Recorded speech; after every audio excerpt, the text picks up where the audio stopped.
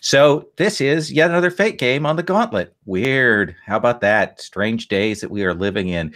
Anyway, this is session 2 of 2 for Neo Shinobi Vendetta, which is a little setting that I've run before for my home group and at cons. And essentially, they are sweet cyber ninjas. They are in this future anime style massive megaplex city that's broken up into hundreds of little prefectural neighborhoods, and they are connected together, and you might have a high class neighborhood right next to essentially a junkyard neighborhood. It's all overseen. The up above at the top of the great space elevator is the high orbital Mikado, but of course it is the Shogun who oversees things. Our PCs are ninja. They're from a clan that has discovered that essentially they have been betrayed, that the other ninja and the sort of Zaibatsu forces have been conspiring against them. And now they are trying to take their revenge and reveal those secrets and chop off heads, as it were.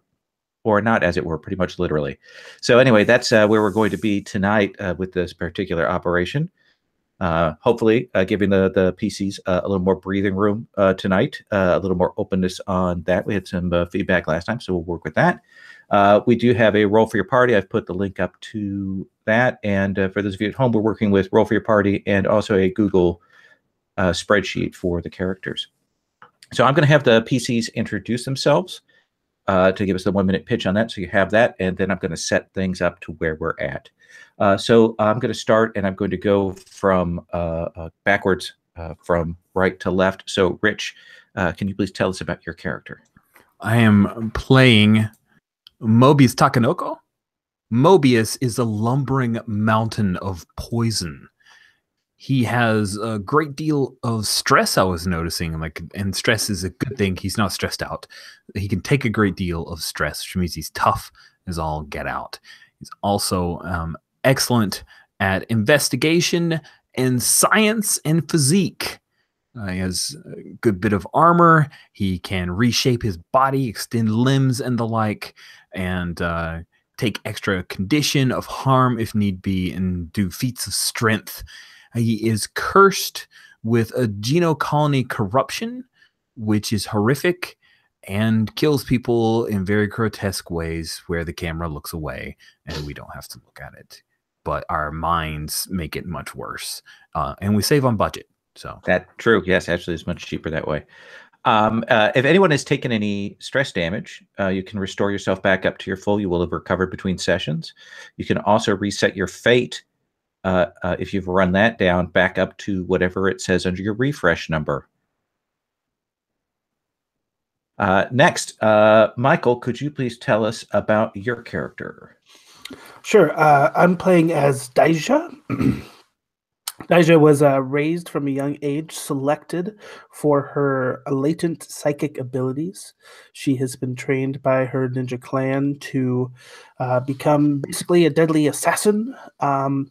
With her psychic powers, she can either cloud someone's mind or blow it up.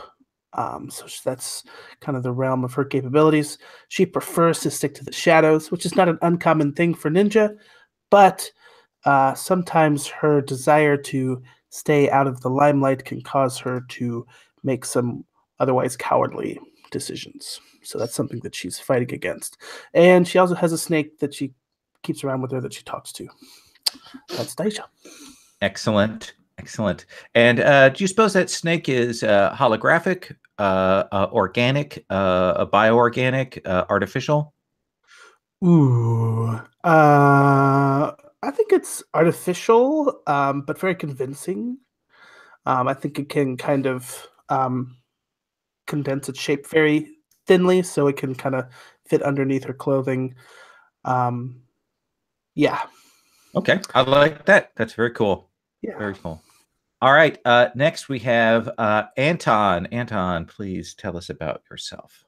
Anton is a ninja infected or at one with a nanostorm virus type thing that he uses for various effects. So he can deal damage, rework structures, and otherwise be really cool, like fly, which some of these things we have found out that he is not that great at sometimes, but maybe this episode, with fate dice permitting, the Lord of Fate dice be praised.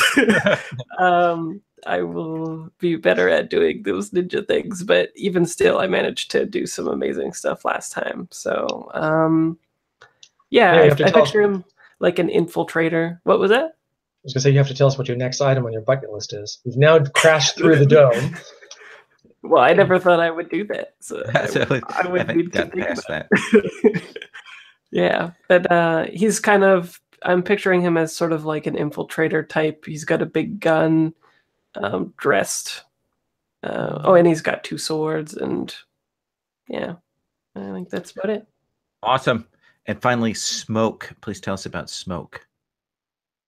The Smoke is the master of deceit and disguise, and she presents usually, I guess, as a she, although she does vary her appearance quite significantly. Mm-hmm. Because she's never stopped deceiving. That's her trouble. She can't really turn off her deceptions. She's always doing it. She sort of loses herself in them. She also has, as part of this, evidently as part of gaining these particular powers, she also has 10,000 ninja coaches in her head that are always telling her how best to behave and how best to do things. So that probably doesn't help her very much. So she can do some cool things, which you saw the last time. So she can also, aside from being able to change what she looks like, she can also do like mass duplicates of herself to confuse people. And we haven't seen. Oh, and she can also climb walls. Yeah, she's got spider touch, or whatever you want to call it. She sticks to walls and stuff, and she can climb or walk up them. And we saw that. And so, yeah, actually, again, managed to do a lot of her things. So she's having fun. You did a lot of stuff last time. Mm-hmm. Some of you still have open aspect slots. Don't forget that you can fill that in during the course of play, and you'll get a free fate point when you do that. So that is on the table as a thing you can do. The other thing, of course, you can do to get fate points essentially is to kind of take a loss, have your trouble aspect cause a complication or a problem. And that's called a self-compel. I don't usually push on that. I let the players do that wherever they're comfortable. In terms of rolling, when you roll, what you should think about is, okay, I've made this roll. How can I boost it up to the difficulty? The options you have are essentially to use a fate point to boost it up by invoking an aspect. You could have, for example, another player having set up an aspect and give you some invokes on that so they can boost you up. So you can just say, oh, I'm going to support him, and we can do that real casually. That's another way to get things up. So you may want to choose how you order who goes when. Another thing you can do is you can offer me essentially a payment, something that happens to you, a cost that you're willing to pay in the doing of this that will boost up your result. So remember that you have a lot of tools at your disposal when you're going through and doing this. So we are here, and again, you are part of an underground cell within your own ninja clan, and you're on the move. You're called up, you're on the move, and you're told to get to a particular location within the essentially ninja clan, this particular branch of the headquarters that you're at, and you're called by that cell leader, Hirobumi, who you spoke with last time. And essentially, let's do real quick. If we have like the quick montage shot of you when you first get called by Hirobumi, what's the camera shot we get of you, Mobius, that comes in on you suddenly hearing the call? What do we see you doing? Oh, well, it comes in on a little GoPro drone that he is operating remotely while snowboarding down a mountaintop. It gets off, and then there's like a 360 thing. You can hear It's Tricky by Run DMC in the background. That is And I very assume good. that we land, and then you'd land, and then the hologram sort of fades away, like you were in the Hollow Suite kind of thing. Exactly. Yeah, he does the snowboard thing where he like sends a bunch of snow over the camera, and Yes. then it fades. The hologram fades away. Awesome. And what about Daija? When we cut in on you, where do we see you in the middle of? I think Daija is meditating in her meditation cube, and it's completely dark except you can see like eyes of snakes like kind of moving around in the darkness, kind of shining, glowing. Um, and I think it's her like companion snake bot machine thing that kind of like its eyes glow red and then like speaks to her in Hirabumi's voice, like it's time to meet up. And she's like, Excellent. okay, but then like after it goes away, she's like, I hate it when he does that. Okay, nice.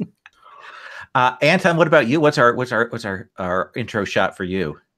I got pretty beat up, so I think after a little while, I like tried to get away from doing these missions in the group and stuff, and I think you see me at like some rented small little apartment that's very Spartan, and I'm having maybe it's like Fifth Element style where there's like a noodle cart vendor pulled up to the window and I'm having some noodles, and then the vendor just tells me that a mission has come in, and it's like reinforcing that we can never get away and always have obligations and stuff. I imagine that there's a hidden like drop shaft in your apartment that you have to go into and drop down into the facility from there. So you vanish into the darkness. Do you still have your noodles with you? No, I've left them. I'm no longer hungry. It stifled my appetite. Awesome. And Smoke, what about you? I think we see Smoke in front of the mirror in her darkened room. It's slightly darkened with maybe some candles or something like that. And she's standing in front of the mirror, and you see her flicker and turn into Hirobumi. And Hirobumi, looking at herself in the mirror, Hirobumi will say, "You've done very well, Smoke. You've done very, very well. I'm very proud of you."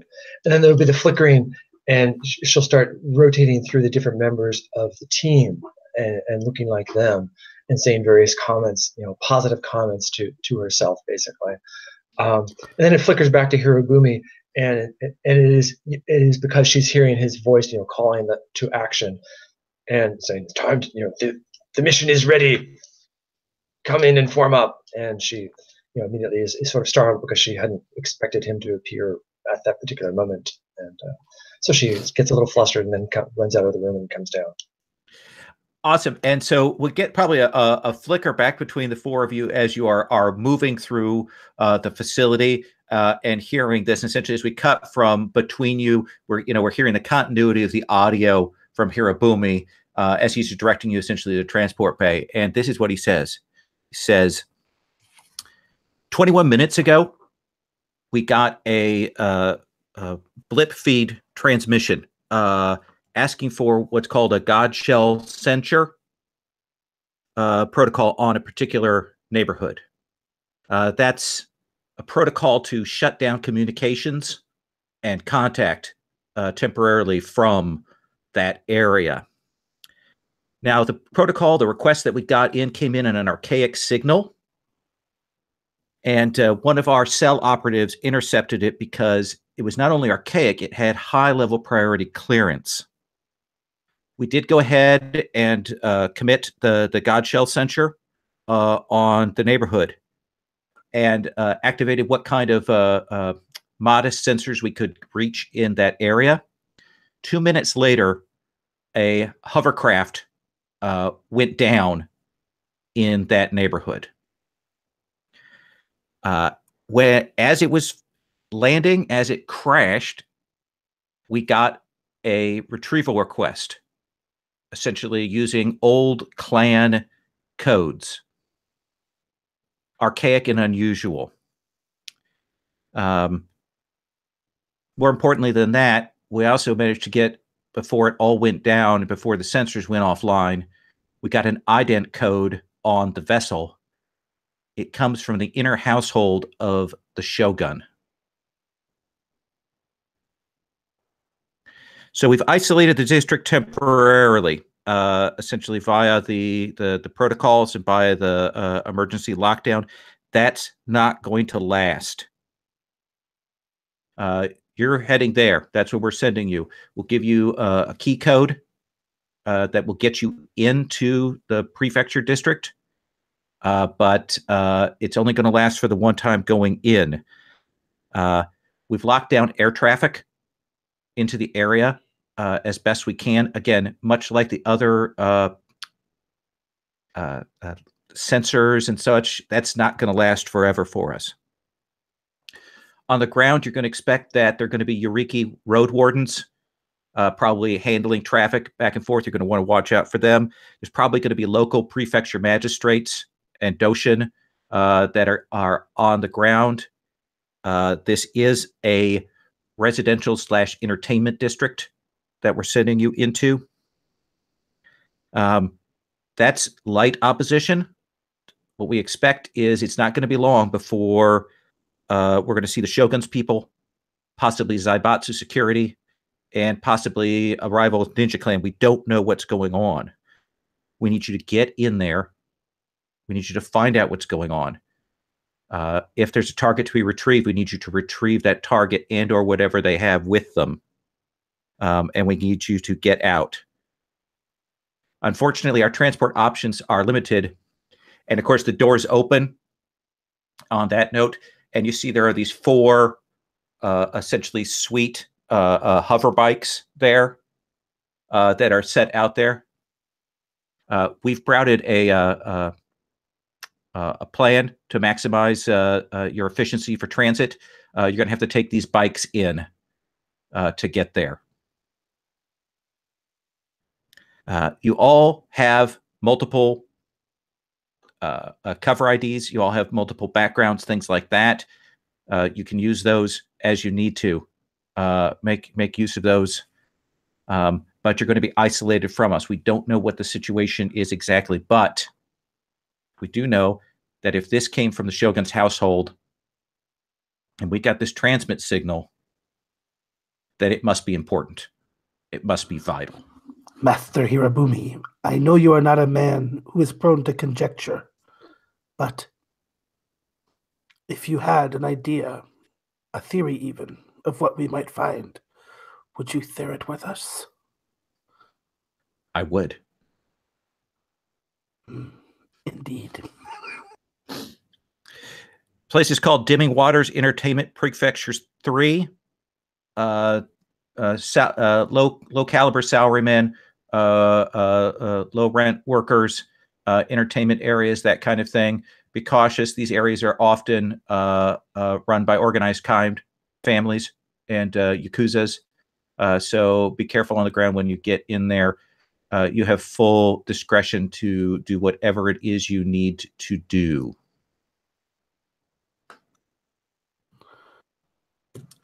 And let me see this bike that Fraser has suggested.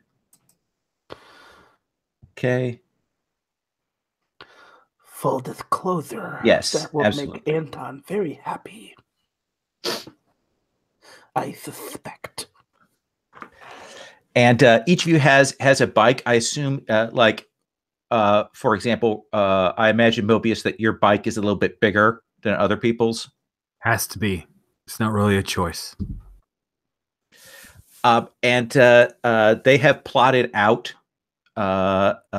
you racing through these districts along back roads, along overpasses, along other kinds of things. What's a cool glamour shot we see of the bikes, Mobius? So what's the landscape that we're traveling over again? It's all kind of crazy urban. Each neighborhood can be different. So what's the first thing that we see? Yeah, so I think there's, of course, a shot of us traveling over rooftops, right? And just it's up an alleyway, and you see. Yeah, they probably got special grav ramps and stuff set up in different places, so you can do those cut across, evading checkpoints and security and that sort of thing. What's the next thing we see in the drive there, Michael? I think there's just a quick interstitial of like bikes like turning and swaying really quickly, and you see like the trail of neon lights behind them kind of going. Yeah, there's the after image, of course, during all of that. What's the craziest ass moment of the ride, Fraser?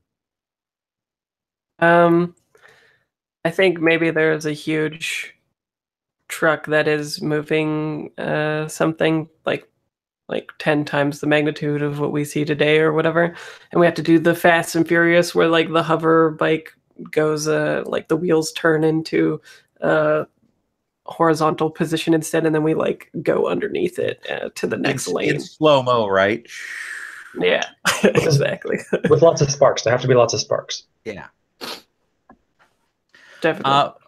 And you guys will hit again these different zones, these different neighborhoods are there are sometimes rails that go between them, and sometimes transit tubes. It's a crazy mishmash of things, but most of them have walls that separate out the neighborhoods.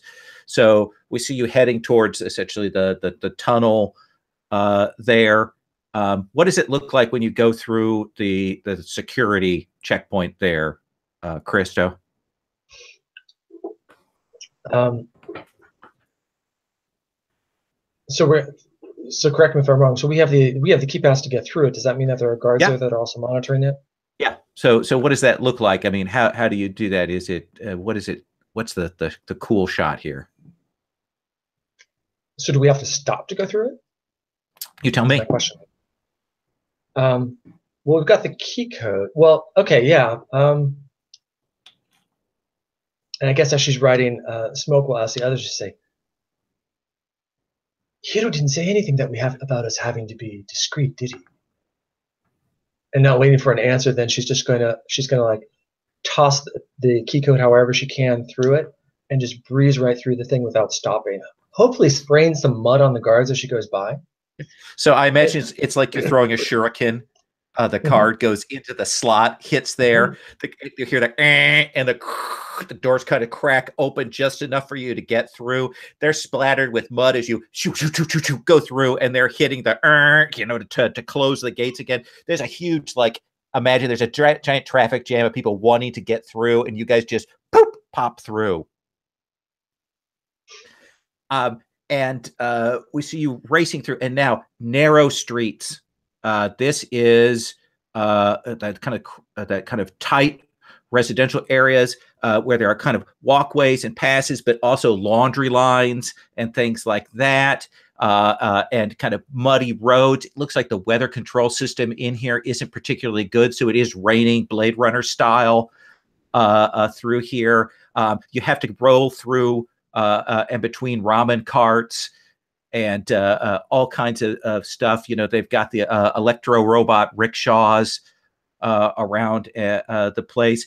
You go past the steam where there's like exposed air venting and the steam is pouring down like from a laundry. So you go through a cloud of that through as you go there. But you'll see where you need to go, because you can actually look up at a building and you see a portion of one of these residential blocks is sheared off. And you can see there's fires up in that, and you end up having to go through rubble, and there's kind of chaos around. There are retasked robot security drones and cleaning robots that are spraying stuff around here, and kind of neighborhood fire watch people. You can see that there is a hover vessel. Looks like maybe, pretty sleek. It has no external markings on it. Like, it's clearly not marked as being the Shogun's, but it is up on a building that it smashed into.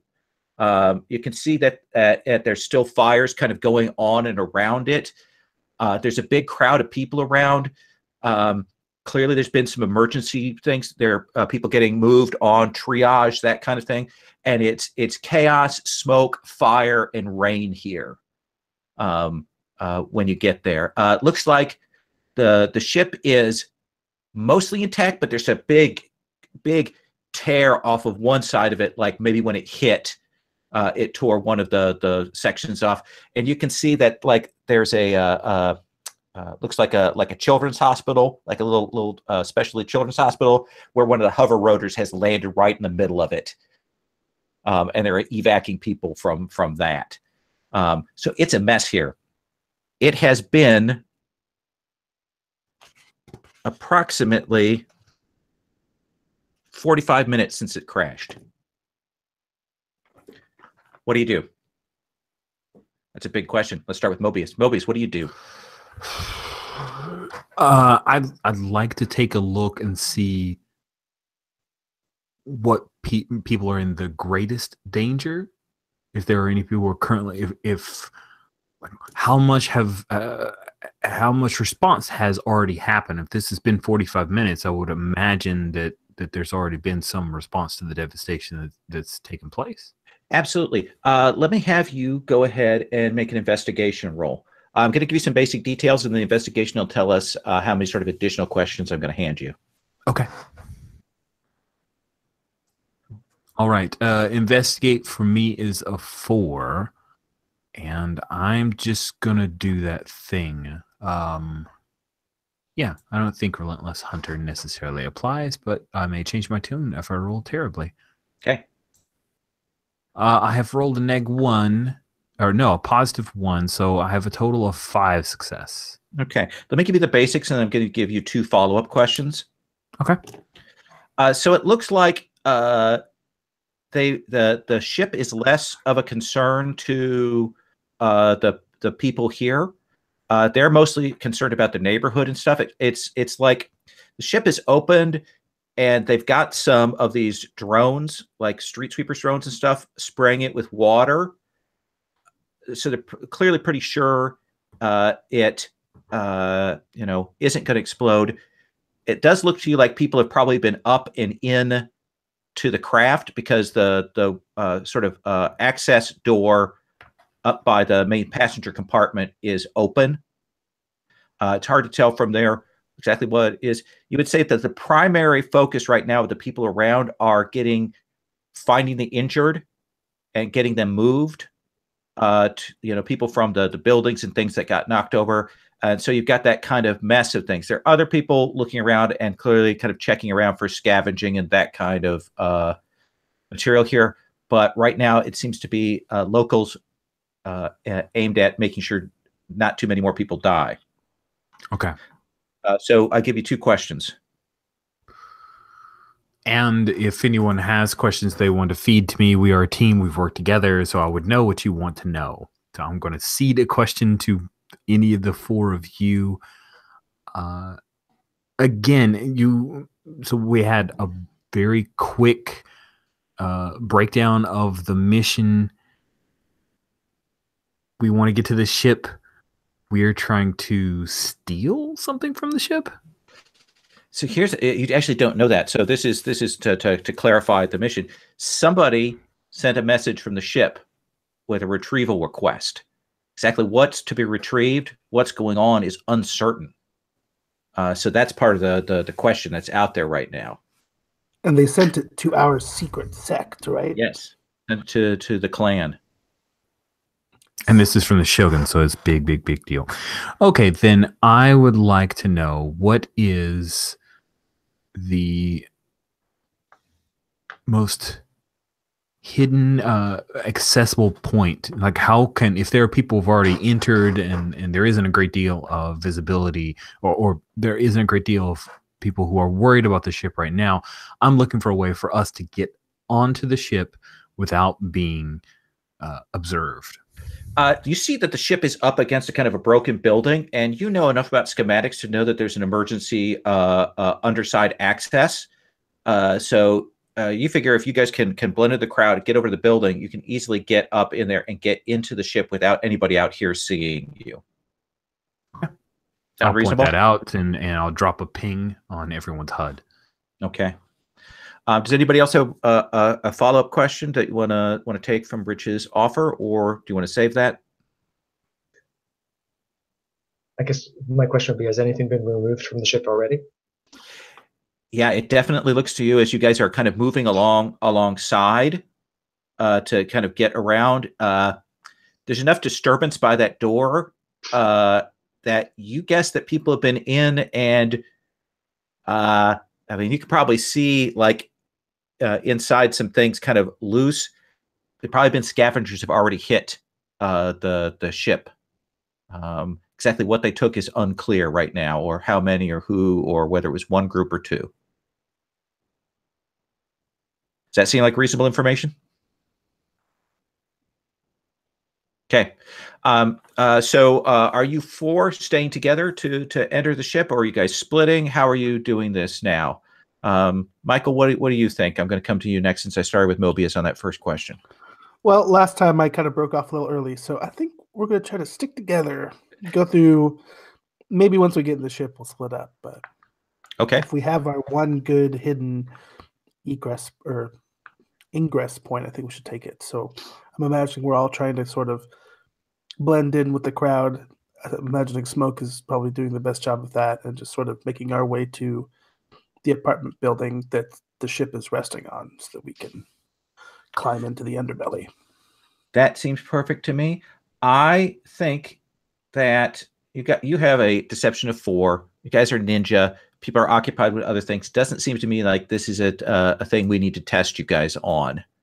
Is there anything either Snake or Anton wants to do before you head into the ship?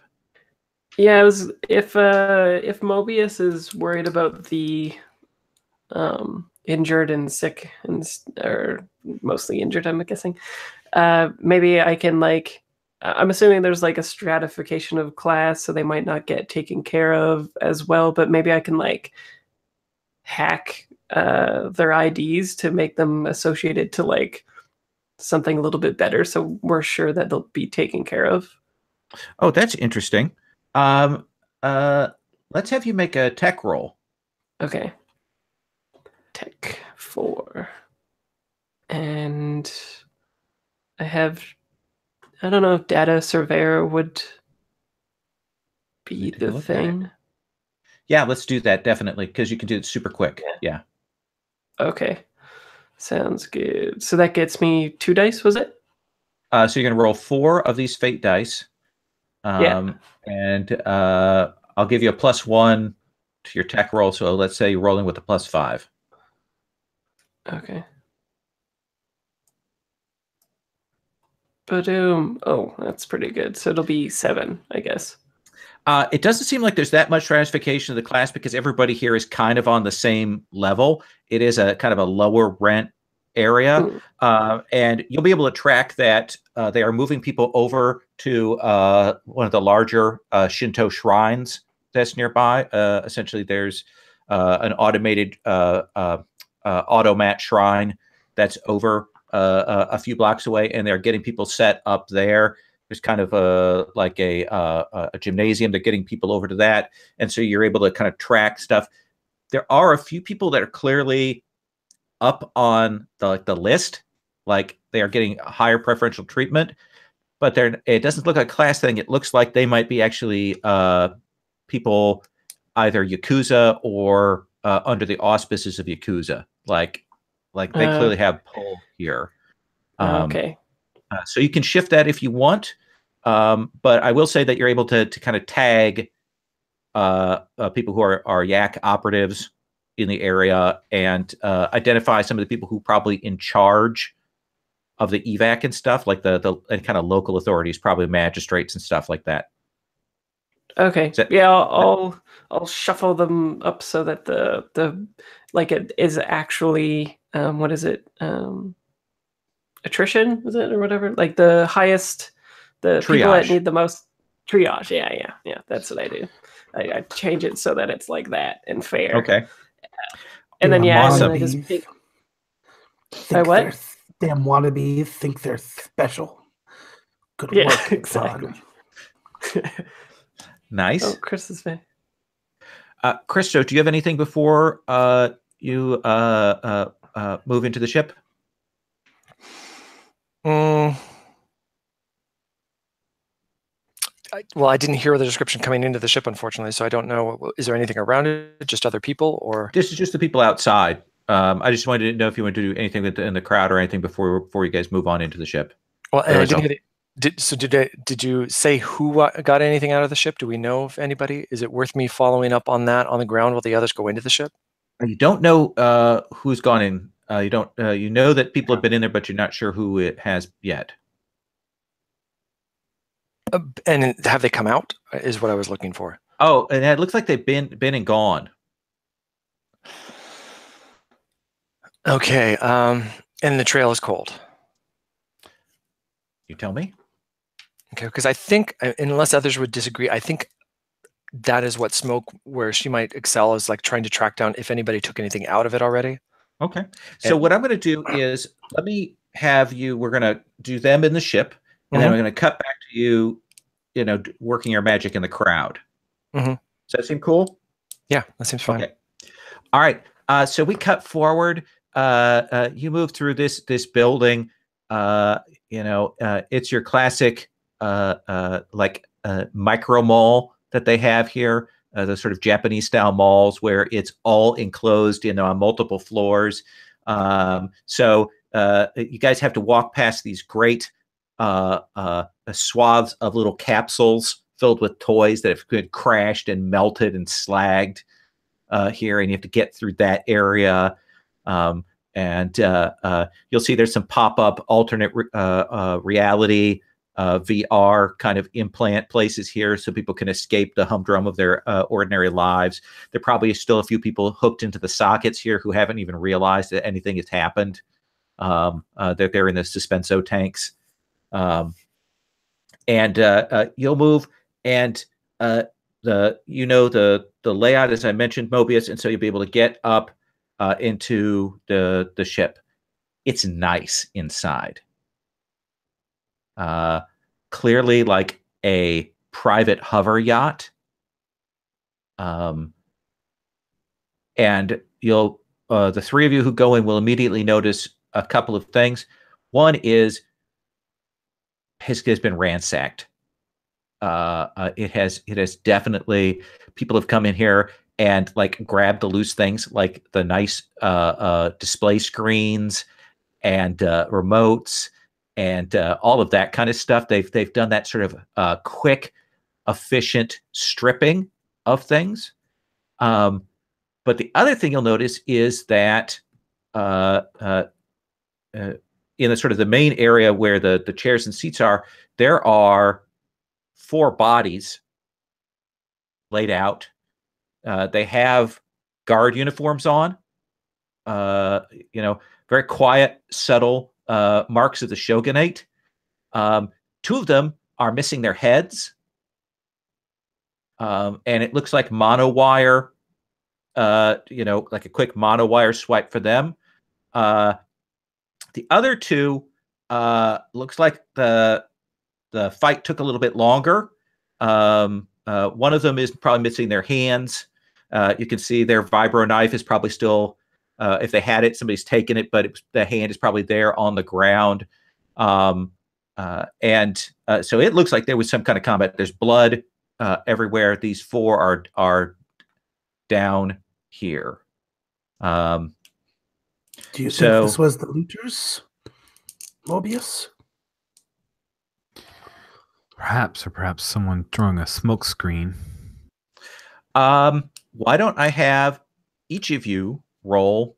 You 3 are in there. You may roll investigate to determine the number of questions that I'm going to let the group ask as a whole.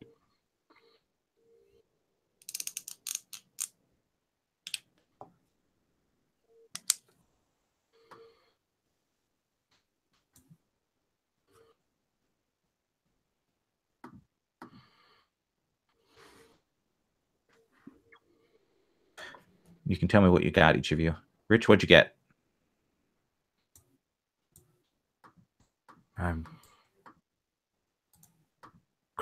Sorry. No, that's okay. Like I clicked the thing and it moved, and then it was moved, and it just I'm Oh doing yeah, now. multiple people doing dice on Roll for Your Party sometimes can be a pain. I have I a got- five in investigate, so I got a total of 1. Total of Yeah, 1. no. Okay. Yeah. What'd you get, Fraser? Oh, I make that a got- total of 0. Sorry. I got a 3. 3. Okay.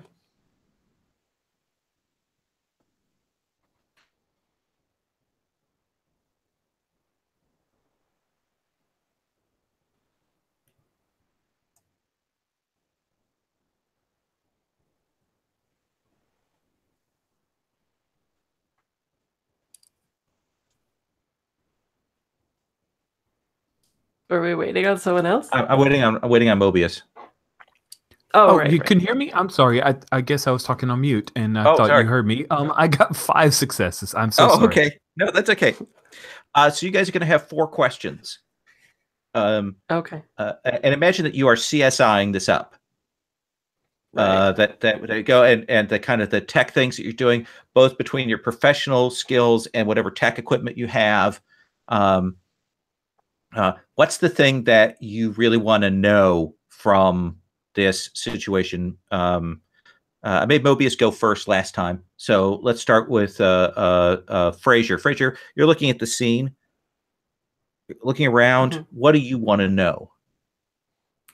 I think the most pressing thing for Anton would be to try to discern if any of these dead people or anyone left here is the one who sent the signal to us. Good question. So you will find there are the 4 guards. There is a pilot up in the pilot's compartment, though there's seating for 2. Checking them through, you don't find any of the kind of the devices that you would use to do that signal transit. There's nothing like that around. It does look like they were killed by another party. And you're guessing there was at least another person here that they're probably the one that sent it. Right. And so it seems like they were the ones that took these people out, maybe. That And could be. left or Yeah, something. that's a reasonable hypothesis given the what you know about the situation here. Michael, what is it that you want to know from this? Well, I think I was wondering if these cuts. At first, I was wondering if they were like ritual, like some sort of like seppuku type thing. But it sounds like that might have been cleared up already. Yeah, I will follow up on that and I'll let you ask you a question. It definitely looks like these 4 were killed by somebody who knew what they were doing. Okay. Well, I guess the follow-up would be, is there any sort of trail from there that leads anywhere? It looks to you like obviously there's the ransacking. It does look like people left with this. If you're talking just about the sort of the people who were on the ship with trail, 1, there ought to be a second pilot. That second pilot has gone. They may have bailed out or they may have gone to ground. That's unclear. But the sort of that compartment door is open, so they could have gotten out. There's clearly another person who killed these guards. Judging by the luggage, that's the very few bits that are left around, you guess it's a woman. And judging by the cuts and things, probably someone like yourself, trained ninja. However, it does look by the blood splatter and stuff like she might have gotten injured in that fight. Like she took out 2 of the guards, but may have gotten into it, mixed it up with the last 2. Just judging by the damage and the fight and kind of replaying the fight in your mind with the wireframe, as you're kind of doing that in your head and judging that. What do you think, Anton? Escaped prisoner or a hitman who's a bit quicker than us? Like, if it came from us, then it must be a person from our clan, right? You would assume, yeah. Maybe somebody undercover. Mobius, what do you want to know from this scene? Well, science can help us here. Okay. While, of course, any member of our stature would not be on any of the public databases, we do have enough blood that perhaps we can cross-reference it against our own internal stores and informations. So that is what I want to do. Is I want to do a little bit of testing of the blood there. Mm. So you will get. You kind of do that. You do that vacuum up, and it does that kind of quick separate into the different DNA strands. So I will say, A, you can get the DNA ident on the other pilot who's missing. 2, you can confirm when you run back to your clan's database that this blood does match up. But when you hit that, you hit a black wall. Like, that's somebody who's deep undercover. And you'll be able to get that for sure, that the person who signaled you is a member of your clan. And that dates back actually about 12 years. So if they've been undercover in the Shogun's household, they've been undercover for at least a decade, probably more. The other thing you get is you've got the blood for the dead pilot and the 5 dead guards. Got the blood and the ident for the other pilot. You've got the blood for this woman. There's another blood in here. Not much of it, but it's centered back sort of at the back of the craft, around what looks like maybe a little hideaway compartment. Very small.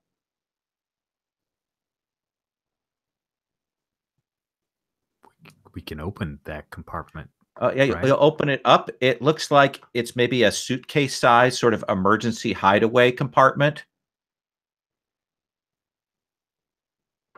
There's nothing in there, but there are some scrapes and some blood around it, like somebody small was in there and scraped themselves coming out or getting in.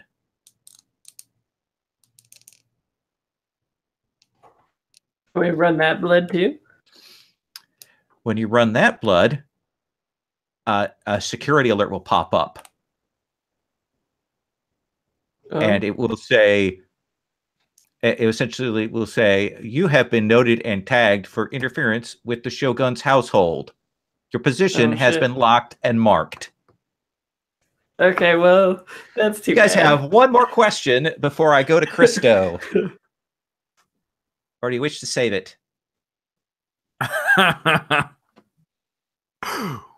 Is there a blood trail that we can track to find where the young heir of the Shogun is gone? Because that is way more important than our own clan member.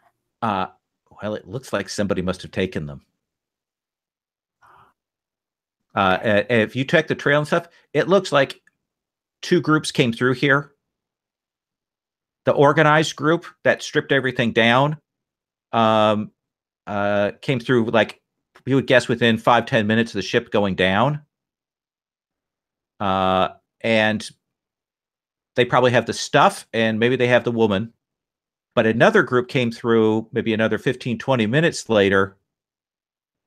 And it looks like maybe they picked the kid up. Does that seem like fair info? I don't disagree that this small one is our primary target, but can we really afford to abandon our clan member? One who could potentially be such a huge asset? Can we afford to draw attention to her? She might be injured. Bum, bum, bum. I'm going to cut from you guys that conversation. I'm going to come back to you on that with that discussion because I want to have that scene. But I've left Christo out in the rainy crowd for a while, so I want to come to him. Okay. Oh. Smoke's got her hood up, so she's okay. Yeah, rain is coming down. People are still moving around. There's all those sort of flasher lights that and people are moving around. There are noodle vendors moving in and amongst the crowd to trying to make a quick buck. Doing the rapid Papa noodle thing, and it's noisy. There may be some skate kids rolling around just to see what's going on. And what are you doing? What are you looking for? I'm looking for somebody that would have been here and videoed the crash and what happened afterwards. Oh. Well, if you kind of look across the street, you're kind of looking for a good vantage point. Mm-hmm. You will see that on one of the buildings that didn't get hit by the ship as it came down, but is at sort of catty corner to this. It weighs up on like the third floor. There's this extended balcony with this overhang, and it has sort of this faux Chinese sort of tea house look. And you'll see there are people out there clearly watching, like, they had a really good view of this. They're up there. Some of them might have taped it. There might be security cameras up in that place.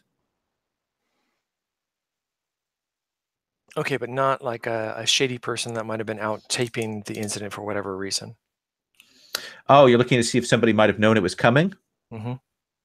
No, you wouldn't see anybody like that. This is clearly unexpected. Oh, okay, interesting. Okay, well then I guess I'm going to make my way up to that balcony to try and get the security cameras or access them. Okay. You move up into it. It's a Chinese tea house pizza parlor. Essentially, they've got various tea, pizzas, and things like that infused. You can get all kinds of stuff, egg, toppings, cheese, all that kind of stuff, plastiform, various things. They've got stuff where they actually take like a soy kelp protein stuff and press it to make it look like pepperoni and things. So they've got all that kind of thing. And you can move up into there, and there is a kind of go out onto the balcony, and there's a lot of old people eating their cheap retroform pizzas and drinking tea. So are there any serving people, or who would be the people that might have been watching this? Is just these people right here? These people, or we want to grab a serving person? Well, you said there also might be security cameras that might have caught it. So where would the... So tell me, which one do you want to go for? I want to go for whoever the serving person, somebody that the manager that could point me to the security cameras, and I'm going to change myself to look like somebody of an authority that they should respect. So I don't know whether that would be somebody in like a shogun uniform, whatever you call their elite guard. That's probably what it should be, if that would draw some respect and attention. Well, that would draw attention. There are no shogun's reps around here. The highest local authority is like a doshin or a magistrate around here. The other power is, of course, the Yakuza. Let's go Yakuza. Okay. If I've got like an idea of what that would look like. Oh, yeah. You have to run the nanotats and do that whole thing there. The full on all over body thing. So what does your tattoos look like that you set up? Nothing with dragons. It's going to be, what would it be? I want to say it's going to be surreal. So she's going to change into sort of a lean, athletic man with cherry blossom flowers all up and down his arms. Okay. And you'll grab, we'll say the manager, Hangaji, and the manager's like, whoa! I don't want any trouble. Don't want any trouble. I pay my dues. What's going on? Excellent. I need your security tapes from the accident, and I need them yesterday. Hold on. Let me pull up the files, and he's pulling them up. This is clearly a shitty, archaic security system. So he actually has a mouse, and he's kind of moving it around. It's a kind of mouse pad with a little graph paper on it to actually sync it up. And he goes, yeah, you must be from Third Triumph, right? I'm not allowed to talk about that. You know that. Okay. It's all good. It's all good. And you got a pad. I'll blip it into your pad. Yeah, sure. Okay. And he'll click, and it's in your send you the security file. Okay, we have some sort of HUDs, I guess, or something, so that we can all. Oh, that sounds cool. I like that. Like you've got a shared HUD that you can broadcast this with. Sure, like maybe. I mean, we were in motorcycle helmets originally, so maybe like you can pop it up or glasses and sort of flip the hoods down and project to everybody. Oh, So sweet! I love that. Okay. Let me have. I don't think you need to make a roll for this. Because you've got the tape. You've used the Yakuza. If you hadn't used the Yakuza, I would have had you make a roll. But they're scared of the yaks around here. At least, yeah. A couple of gangs clearly in the mix. So you get the security camera, and there'll be that bit where the security camera does this full shake, and then the light as it gets that sort of flash of override, and then the compensators come on, and you'll see the ship crash down there, and there's several minutes of smoke and fire and people running around, and it's all shaky and lens flare, and the rain's coming down, and the rain gets on the camera lens like an Abrams film to make you really aware that there's a camera, which I don't know why there'd be a camera there, but let's not go there. Anyway, so there's that. When it gets a few minutes after, when it gets a little bit calm, when it's clear like nothing's going to explode, you will see this group of like 5 or 6 guys come out of the crowd, and they look around like, well, somebody's got to do it. And you'll see these guys. You can see their tattoos and stuff. They're clearly yak foot soldiers. You see them run up, and they kind of are poking around. They're looking, and one of them, you see him has like a standard hack box. Usual stuff for scavengers or break boxers. He shoves it on the thing, hits it, pops open the door. You'll see them go in. And then within a couple of minutes, you'll see them start to like throw stuff out, like suitcases and things, and they're jamming stuff in it. Like they are ripping everything. They're clearly the people that took everything. When they come out, with the goods and stuff, the last 2 guys are carrying this unconscious woman. She has long white hair that's sort of wet and scraggly there, and you can see that she's injured. She's in a kind of a nice dress, but with the smoke and the fire and the rain is all kind of stuck to her, and they grab all this stuff, all their loot, including the woman, and they head out into the crowd. Time passes. People are moving around. Things have gotten calmed down. And you'll see what looks like some teens go and kind of, nobody's been around. The thing isn't on fire. They go up maybe about 15, 20 minutes after the yaks have gone, and they poke their heads in. They're not in there long, but when they come out, one of them has taken off her coat, and she has this shape wrapped up in a bundle. Maybe you would guess a 5 or 6 year old child, and they head off camera. So we see which do all these people go off camera in the same direction? Different directions. So that's what you've got. Mm-hmm. So I think Smoke will like get out of the tea house and then start talking to the others. Still probably in the Yakuza form, because why not? and telling the others, well, which way do we want to go? And let's cut back to that scene with the discussion about the ninja or the child back inside the craft. Mobius, we'll come back to you on what you're saying. What are you saying? What if pursuing our ally brings unwanted attention to her and blows her cover? We should go after the Shogun's child. We should find out which child it is, but not search with blood. And leave.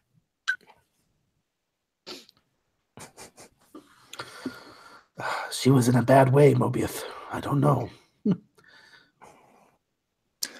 Is there some reason we can't go after both? Well, if I am flagged from having run the blood, why don't I go after the child, and then that way I can be like a distraction, and then you guys can get the child, because if they're already tracking and looking for me, right? It definitely got some time from that alert, but yeah. Here's the plan. And what Okay, I locate the woman, and we get a aircraft, and then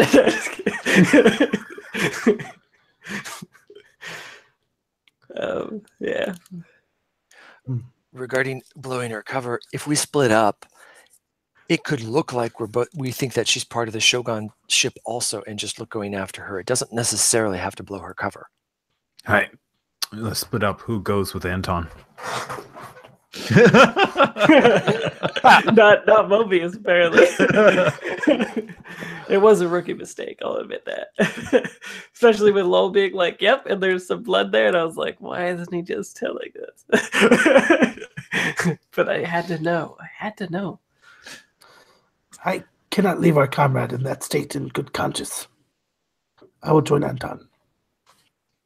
Okay. So Anton and Daija heading to pursue the woman, probably taken by the Yakuza, and then Smoke and Mobius heading out to try and track the child. As you guys head out, kind of have kind of done your meet and are getting set, you will hear the and you will see a vehicle, unmarked hover vehicle. Clearly, though, came through the air interdict. You'll see it come down maybe about a block away, and it lands in a clear area. See it come down, does all those sort of Blade Runner air jets, smoke rolls out kind of thing. It lands, and you see the front of it. It's clearly like a troop drop thing. The front, like, dock comes down, hits the ground, and of course, then you see the lights lit there, and see backlit. You will see these figures, these 8 silhouettes, come walking down the steps there. They have these sort of darkened black rain parka kind of things, and these flat hoods, like steel hats that go down over where their eyes are. And you will see the 8 of them walking out, and they are heading this way. We'll take our 5-minute break now. That was good.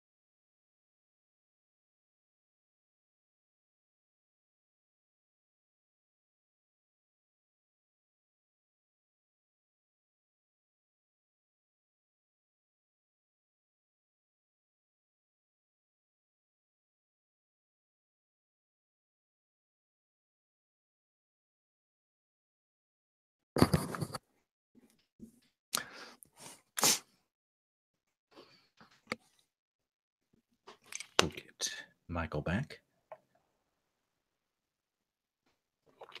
Anton's going to have fun.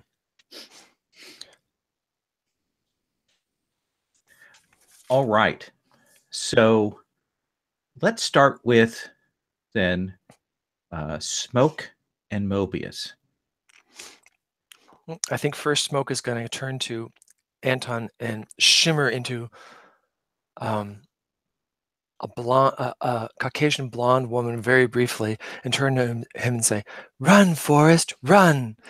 And then shimmer back into the Yakuza and turn to Mobius and say, "Well, I think we need to go this way," and go in the direction of the people that took the little child. So just peace out. And Mobius, as Smoke moves on, Mobius stops for a moment, pulls out a small data pad, writes a few notes, looking towards Smoke. Yeah, I was gonna say, and and of course, like maybe briefly also as Smoke do a selfie with Anton and before she takes off. Oh my. Okay. So tell me, you two, what's your strategy? You have a direction. You have some images. What is your strategy for tracking these people down and remaining kind of quiet, or at least not getting the attention of these agents that have arrived? Okay, so do you want a plan of how we exfiltrate this, or do you want a plan of how we're going to try to find? I just generally want to know, just say, hey, so this is what we're going to be doing. Yeah, sure. Yeah.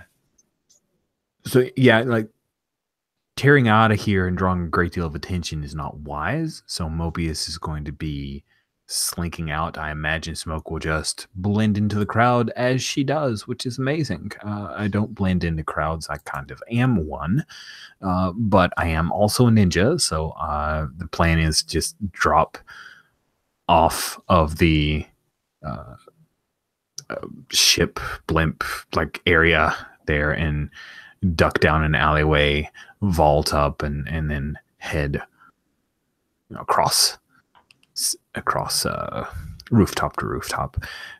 Oh, awesome. The plan, and just so we can roll for that, but the plan that Mobius is considering is utilizing something off of what Smoke reported. Hey, we've got a lot of other cameras, so let's utilize the traffic routing security.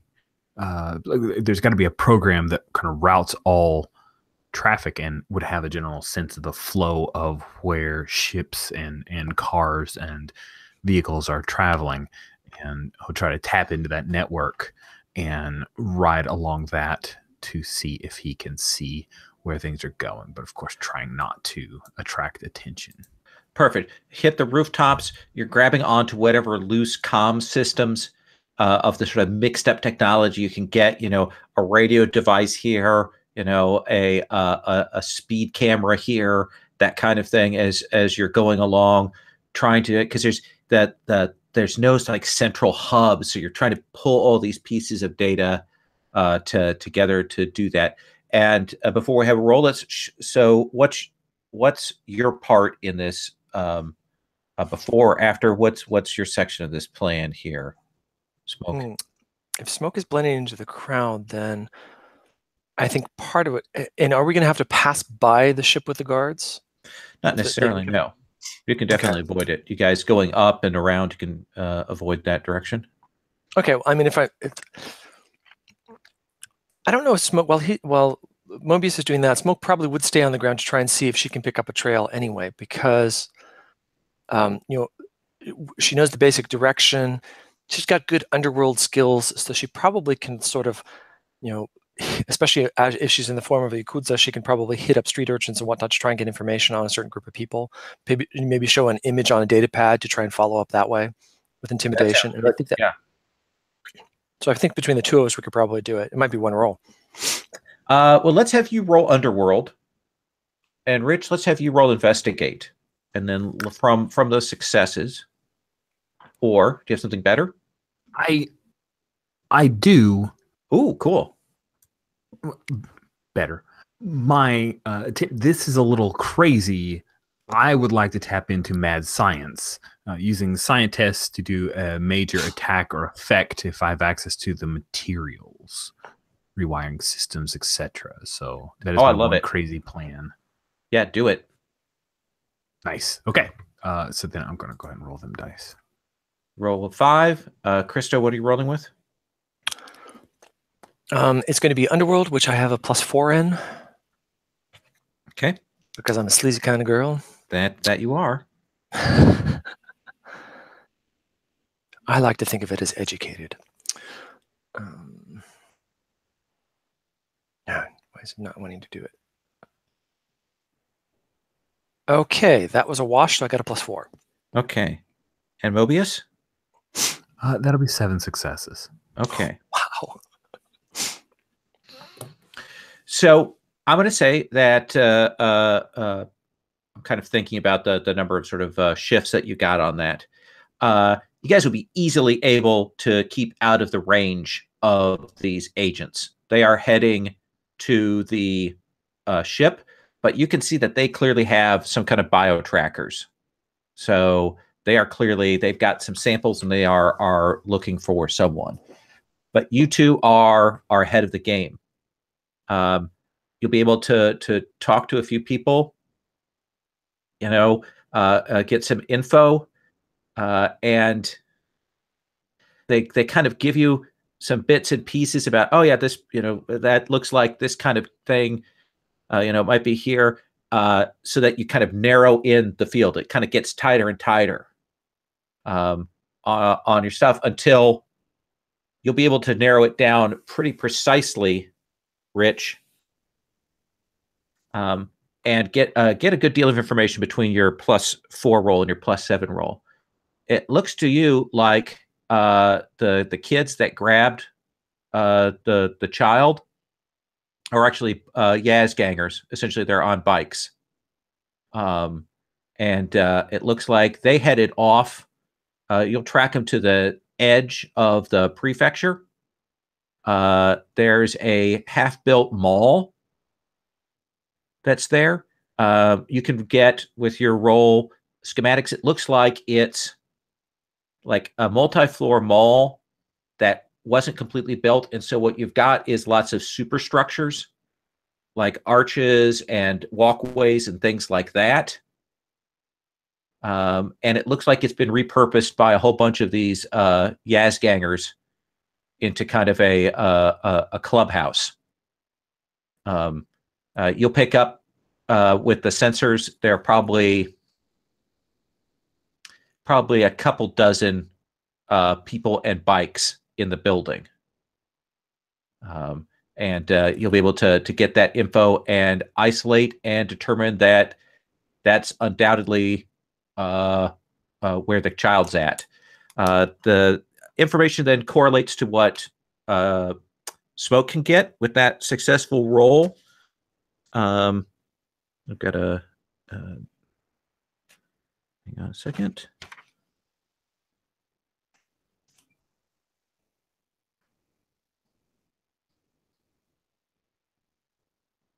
I had a name. Oh,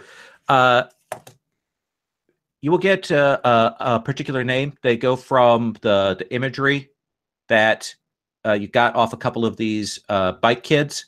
They've got this kind of Pac-Man ghost tattoo with a knife, and they are called the Crash Wraiths. They've got a pretty good rep for gangers around here, for kids. Nobody calls them out for being particularly awful. And just when you say awful, does that mean they are good at what they do, or that they are not harmful to the people around them? What does not awful mean? That's a good question. So your sense is that these gangers, these kids on bikes, some of them will go and raise hell on their rides and drive through neighborhoods and stuff. They're not, these crash races aren't like that. They don't seem to be bent on vandalism and that kind of thing. They seem to just dig their bikes. Does that seem like a reasonable answer? And so we'll cut to the shot of you guys on the rooftops across from this big empty mall. I don't know if you've ever seen any of those pictures of those half-built malls in China, those mega malls. They've got these places that they've started to build, and they're big empty shops and lots of stairs and bits of structure. And even from here, you can see that they've clearly the kids have been moving things. So there are like several floor ramps and spiral staircases have been flattened out to ride up, and it's got, they've got all this kind of hanging stuff, and it's like one big Hot Wheels track in there for these gang members. And probably from here you can hear not the roaring, but the purring of the various hover bikes in there. We'll come back to you in just a sec. I'm going to cut over to the other group, okay? So talk to me, you two, about how you two are doing things. Remind me again of the nature of the men who carried off the white-haired woman. Looked like Yakuza. They had the tattoos and stuff. Looked like Yakuza foot soldiers, you'd guess. And do we need to contend with those people that came off of the ship as well? Or they seem to be going in the direction of our other two compatriots? Well, right now they're heading towards the ship to check on that. So you're not sure what their deal is yet. Though, okay, if you stay and watch for a few minutes, about half of them will peel off and start heading the direction that your compatriots headed. But they're a couple minutes behind. Right. Okay. So what do you think, Daija? Should we just proceed with all haste to the woman, the Yakuza, the trail? Well, look here. I know a little bit more about the underworld than you do, I guess. It's true. Would Daija know what the intentions of the Yakuza might be? Let me have you make a roll.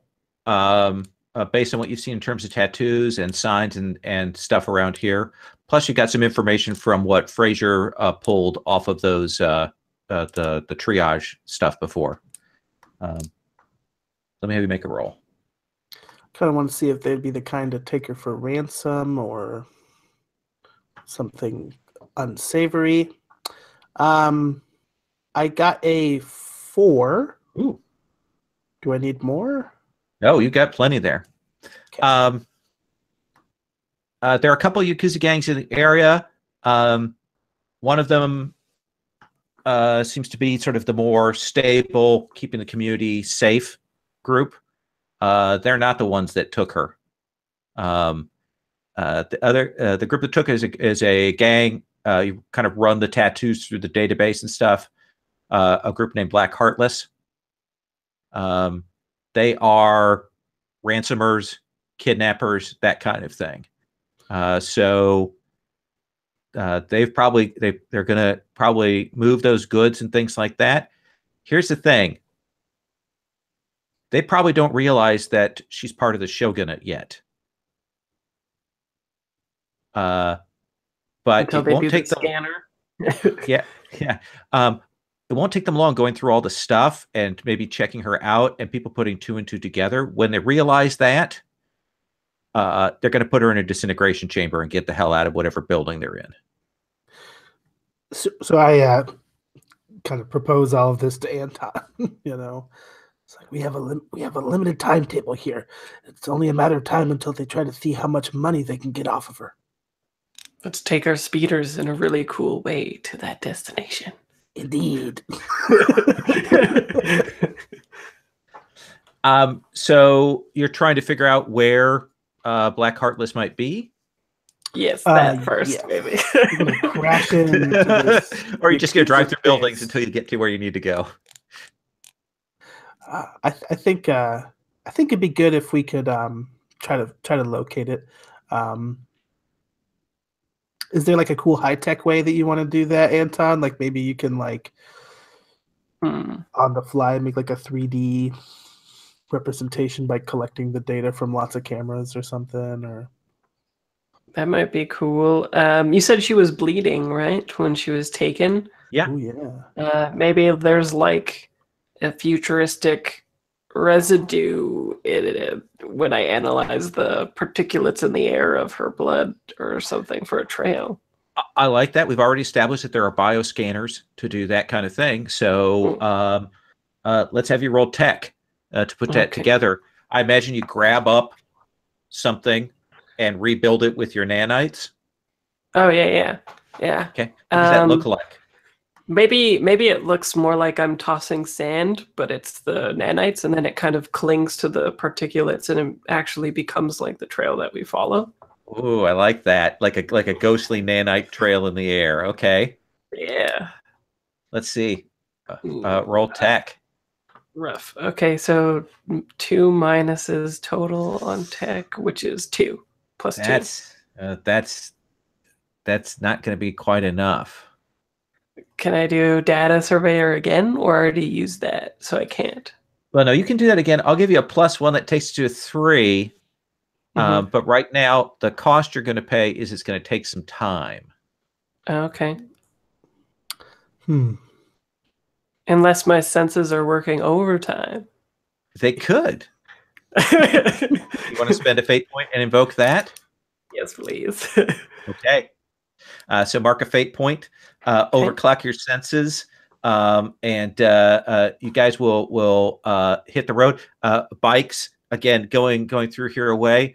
Do you avoid the group, or do you come by to check out what's going on with these agents that have arrived?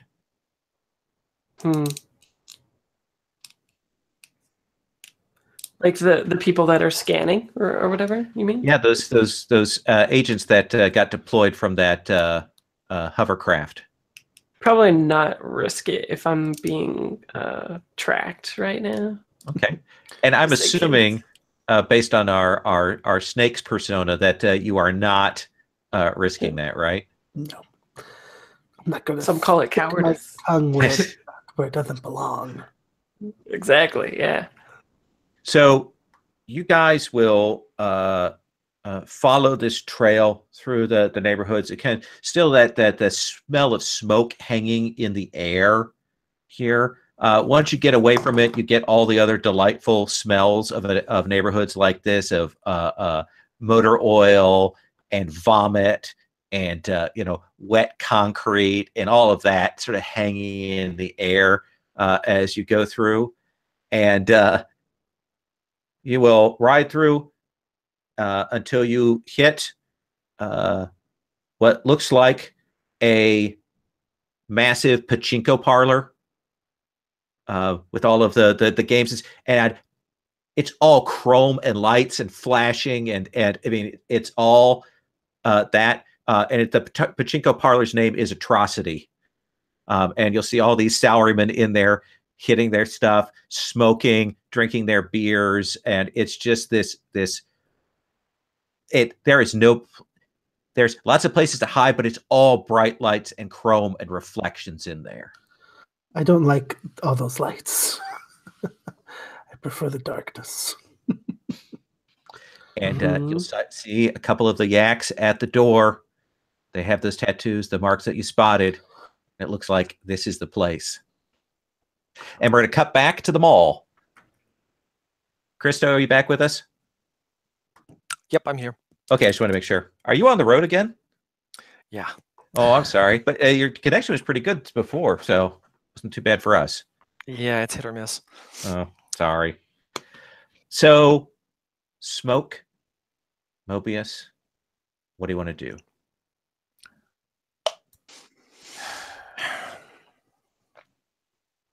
What we know of the crash wraiths is that they aren't bad. They aren't awful. We don't have to destroy all of them.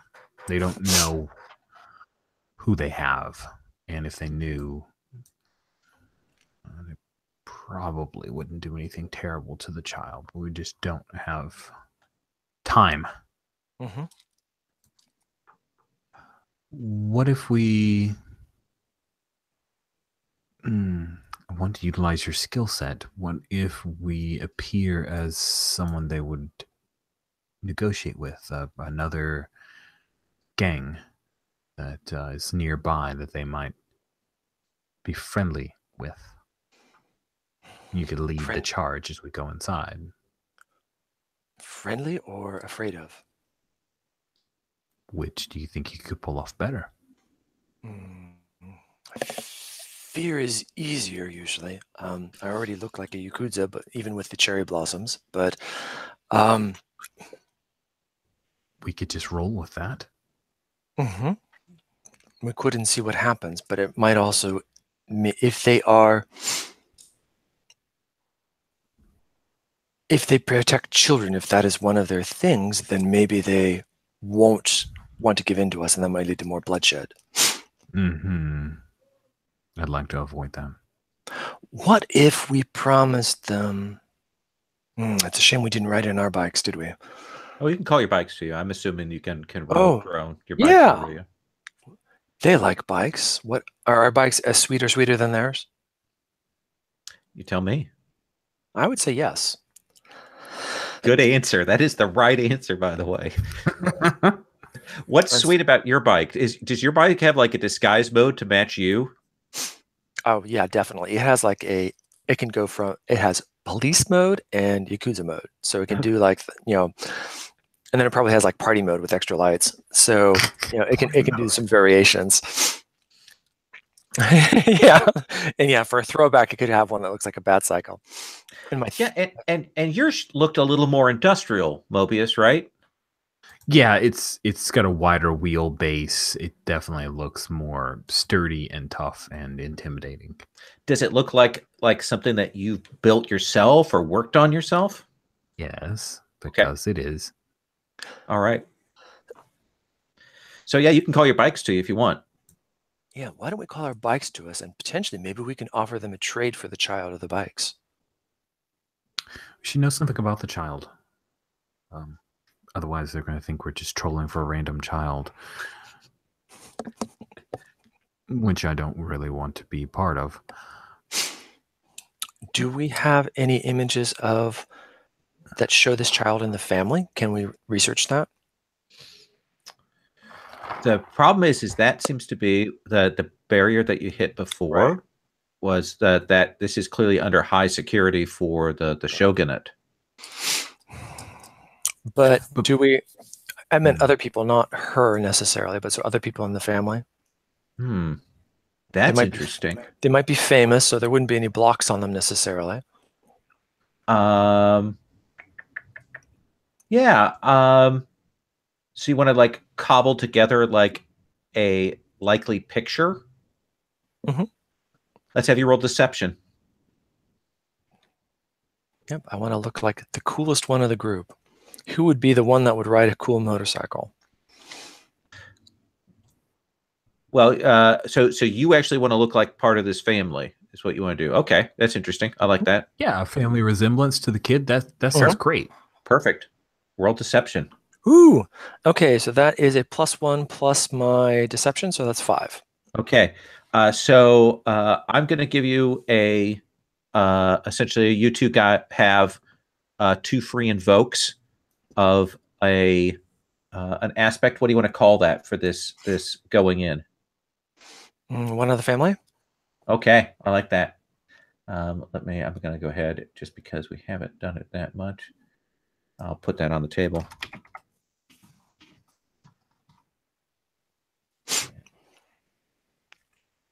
Okay, so we'll put that aspect, and this got 2 invokes on it, all right? I'll put a couple of fate points by it. Look at that. So what does that look like when you're coming in? You guys coming in walking your bikes in, or you go just riding in? What does it look like? I don't know about you, Mobius. I think we need to make a scene. We need to draw their attention. We need to look cool coming in. Yes, coolness. Let's definitely do that. Okay. so you guys can ride in through these doors, and again,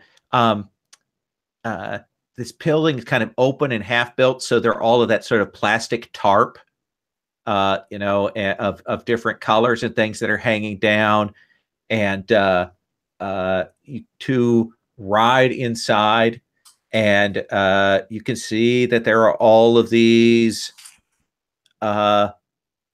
walkways and stuff, and there are these different sort of barrels with fires in them, and groups around. They've got their bikes set up. There's that kind of, talking amongst themselves. It's like a little tribe group here.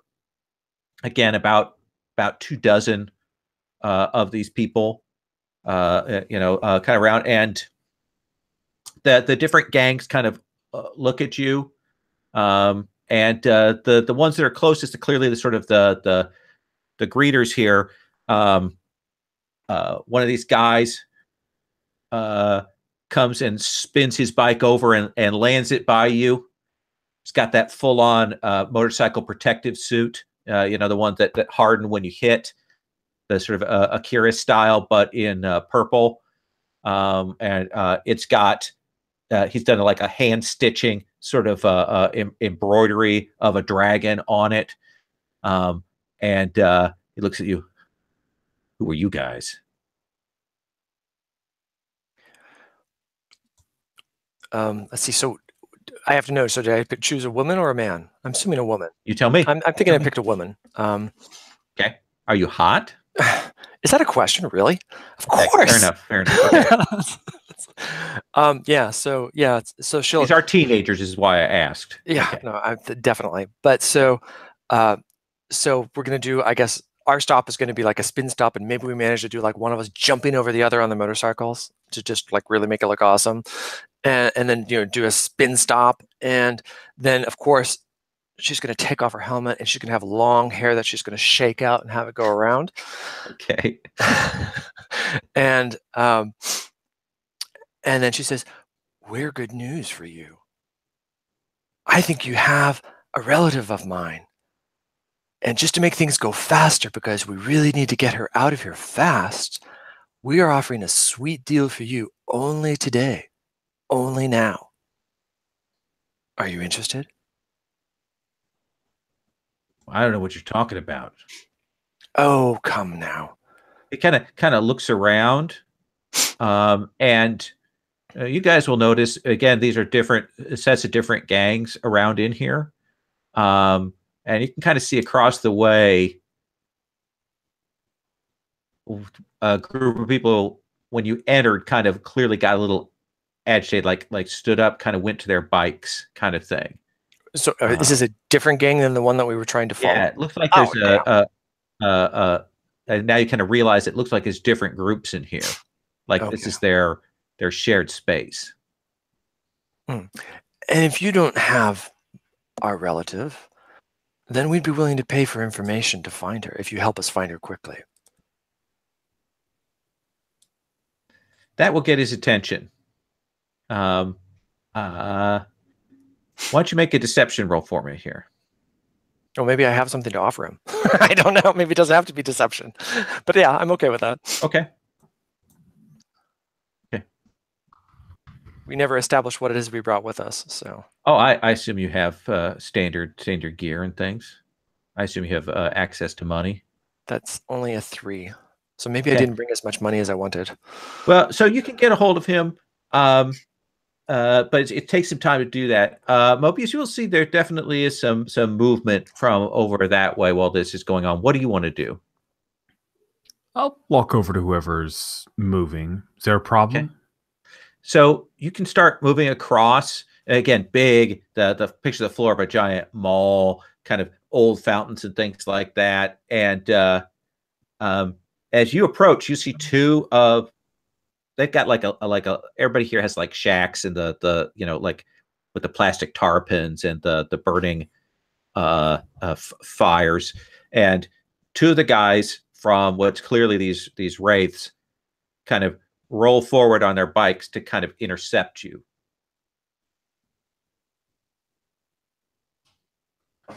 You two are from the Wraiths. You have her, don't you?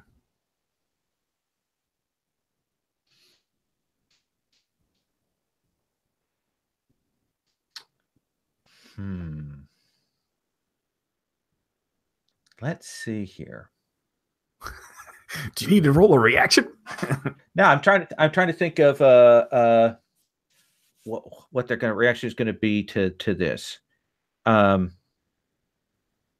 They get tense, like they don't say anything, but they look up and they can see Christo talking to the guy at the door as the guy at the door turns and points at them.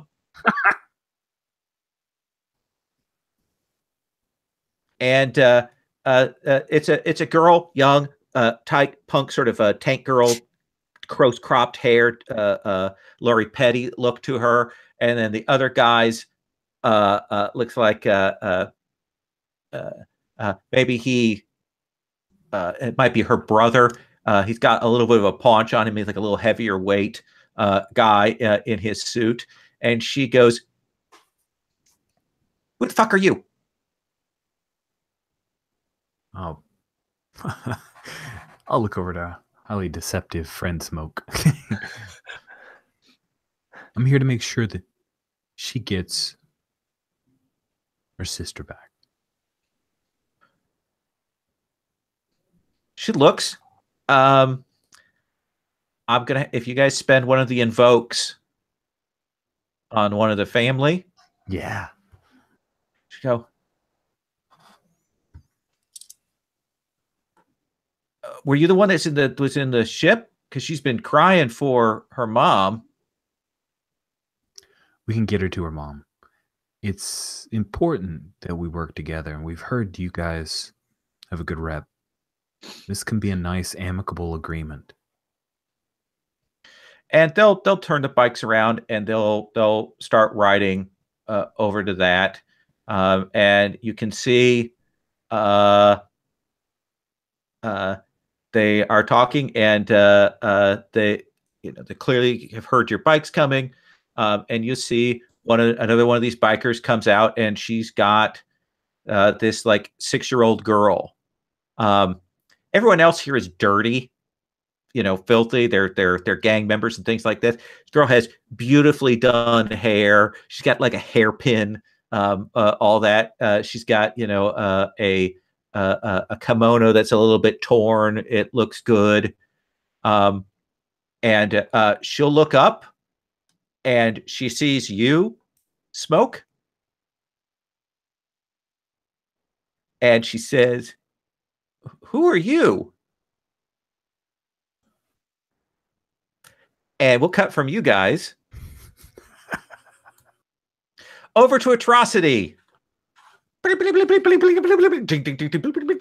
picture all that sound going on. It's deafening in here. Also no clocks. What are you two doing?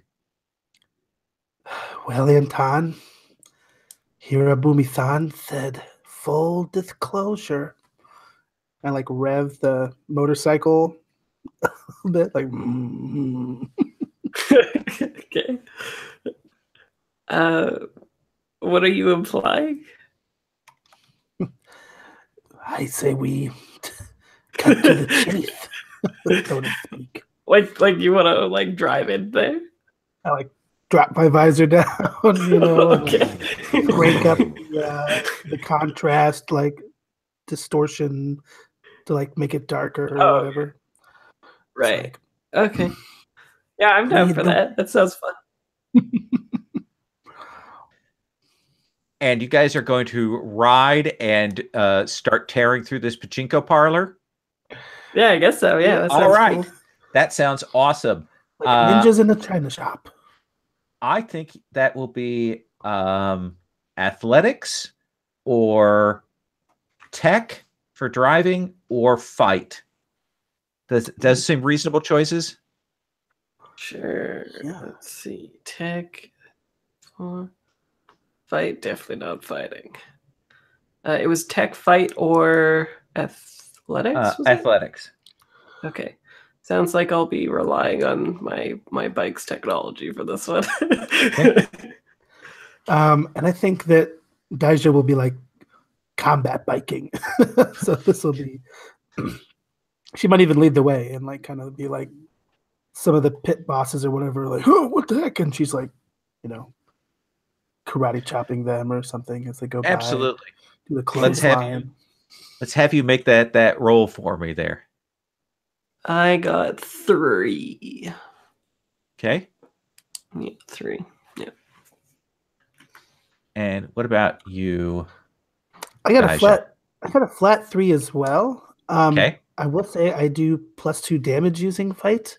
I don't know if I'm exactly Oh, that seems trying to good. apply here. Well, here's what I'm doing: is I'm sort of putting against the obstacle of the pachinko parlor to kind of tear through the guards and things like that. We'll say difficulty 5. Mhm. So right now, you guys both are at a 3. So you're both going to take 2 stress to offset the difference. And you have to describe to me what it looks like. Distress? No, tearing this pachinko parlor apart. I want to hear it.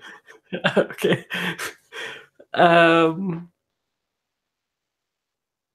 Well, it's a hover bike. Otherwise, I would go with like the wheel. Well, maybe I turn off the hover on mine so that it's wheels, so that it like actually is making like the tires really chew up the landscape of Okay. the parlor.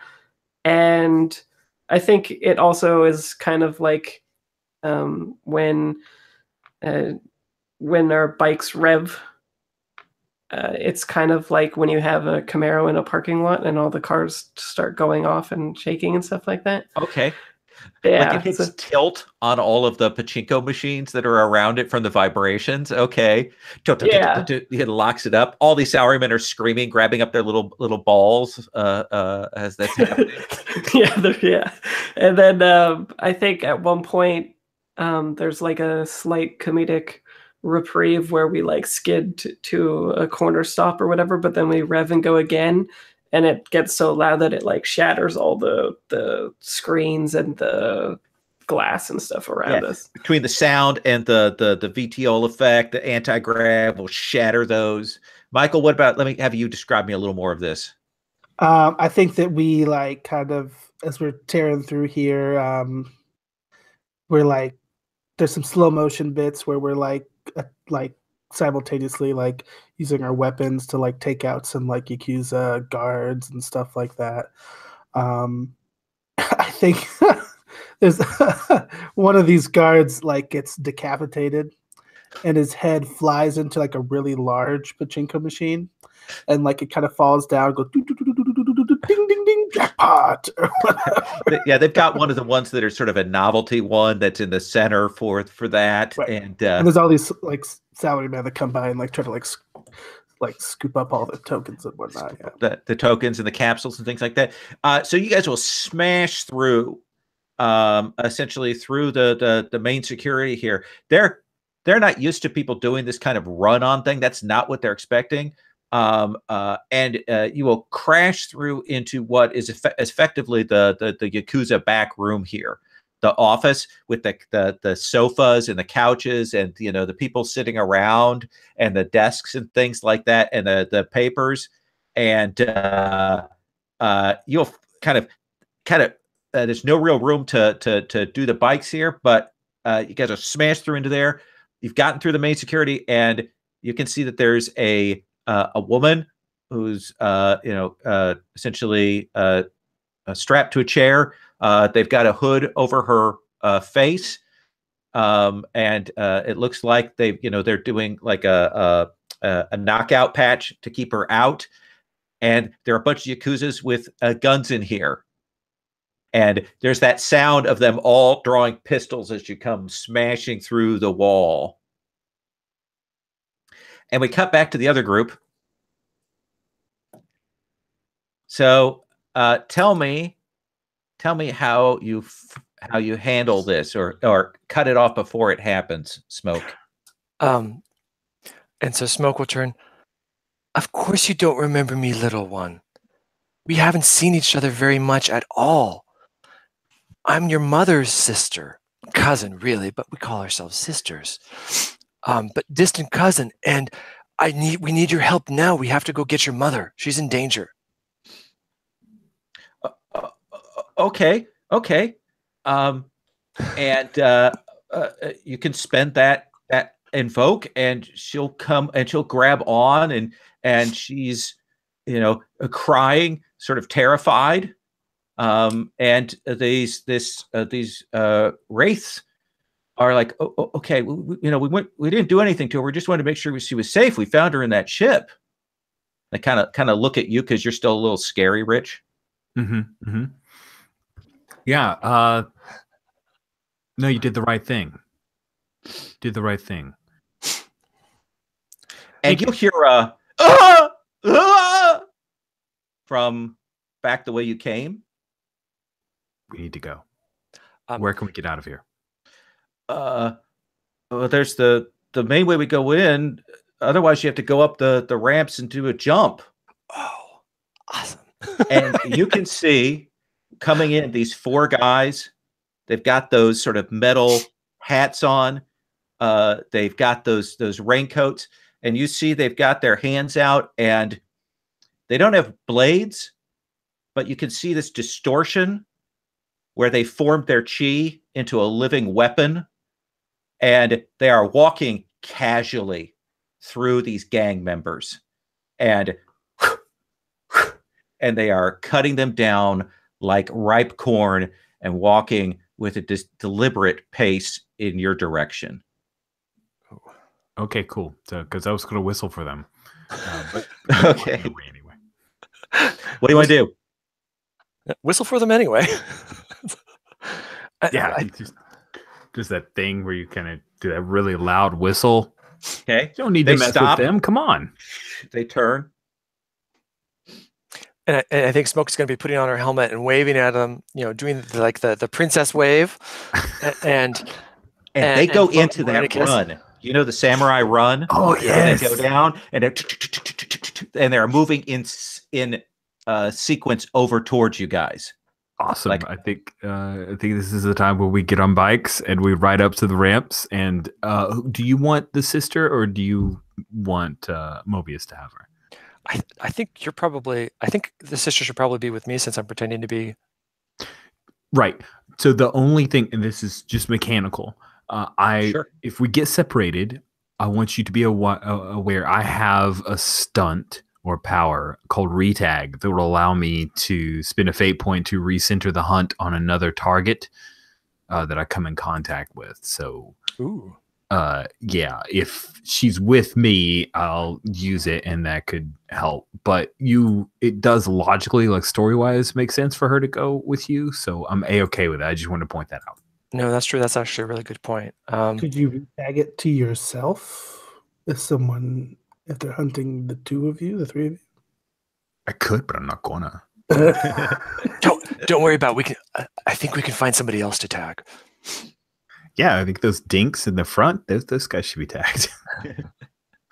But we also, I think we also want to warn, right before we spin out, I think we want to warn the others, you need to get out of here now because we don't want these people weren't bad people. We don't want them to get yeah, absolutely. We tell the ghost race, you need to go. Mm-hmm. Okay. They'll jump on bikes and start heading off in different directions.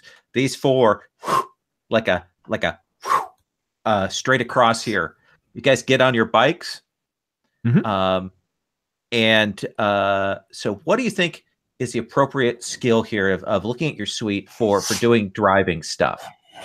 We've talked about tech, athletics, fight, any of those? Dexterity? Dexterity could work. You want to use dexterity? Definitely. That's my highest skill. Okay. What about for you, Rich?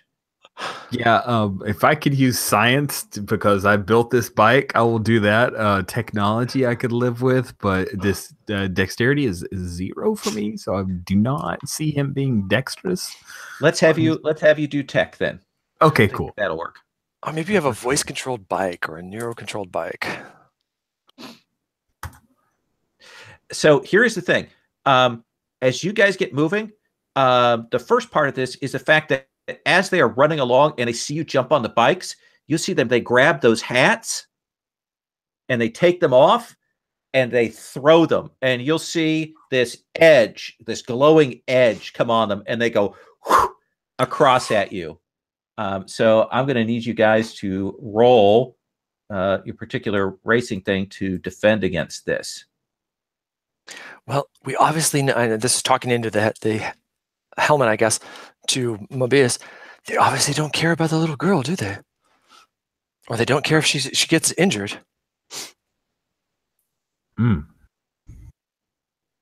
Interesting. But I do like the fact that they like old films. This is a James Bond film they're referring to, isn't it? So what? Cool. I've gotten 3 successes. Not great. So what? So what you're rolling is you're rolling that skill, the dexterity skill, and you're going to need to do. And Rich, you're rolling tech for your bike. I need both of you to roll twice. Ooh, okay. I got with dexterity. I got a 7 for the first one. Okay. Wow. So maybe that's actually like me doing some nifty spins and kicking up some smoke. I don't know. Yeah, and so you do that. So and the thing comes flying past you before it has to arc and go back to him like a drone. And the other one, what'd you roll? I haven't rolled it yet. I'm trying to build the suspense. Just kidding. And then I'm going to come to you, Rich. My first roll was a 3. Okay. And Christo, what was your second roll? A 4. Okay. So Christo, you're going to take 3 points of stress as it just kind of cuts past you. But it's got this kind of laser edging, and it tears through whatever kind of suit you've got on, but it doesn't hit you full on as you peel out. Rich, what was your second roll? My second roll was a 4. Okay. So Rich, you're going to take 4 points and 3 points. Nice.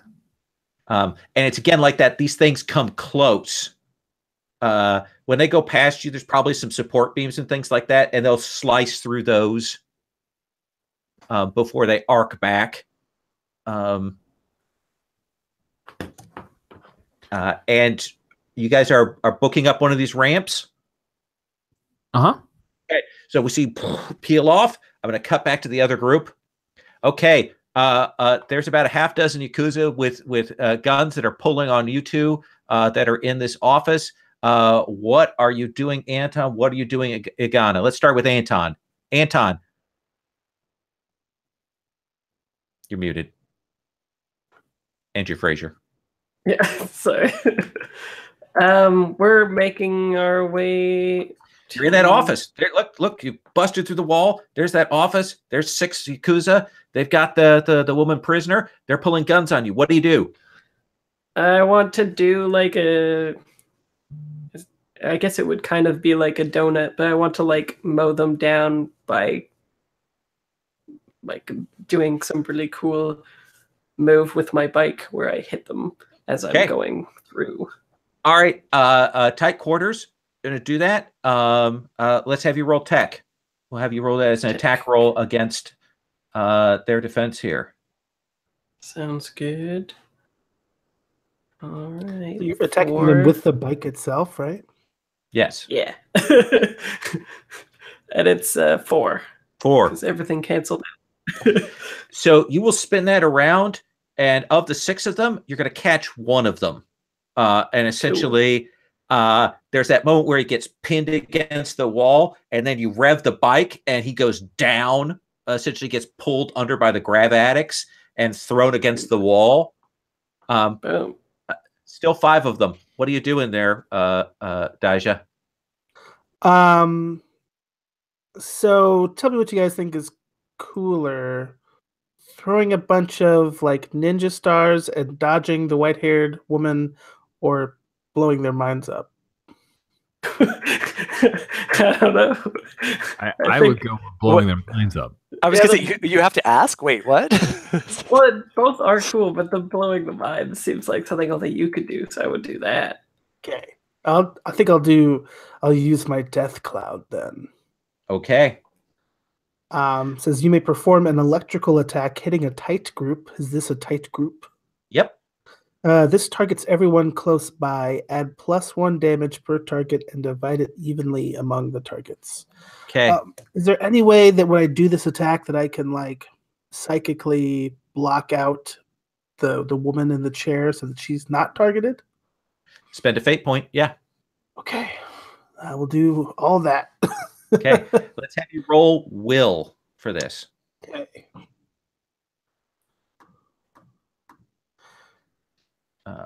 There was, so that is going to be that. Oh, I'm gonna spend a fate point to re-roll that because that's all minus. Okay. What are you tagging? Ooh. You could add another aspect that you could invoke. I think I should add an aspect here. Oh, did you roll all minus too? Yeah. So. Oh, you don't suffer corruption. You just when you use your psychic talent, you pay stress. Stress, right? Mind blower of minds. Mind blower. So close. Mind blower. Okay. I mean, is that a good aspect? I guess. It works for your psychic powers. I think it's pretty cool. You've got a couple of psychic powers that it works with. So yeah. I'll be the mind blower, and maybe that could, like when I crash through a pachinko parlor, that might also be. Oh yeah, I think it's got a nice range of things.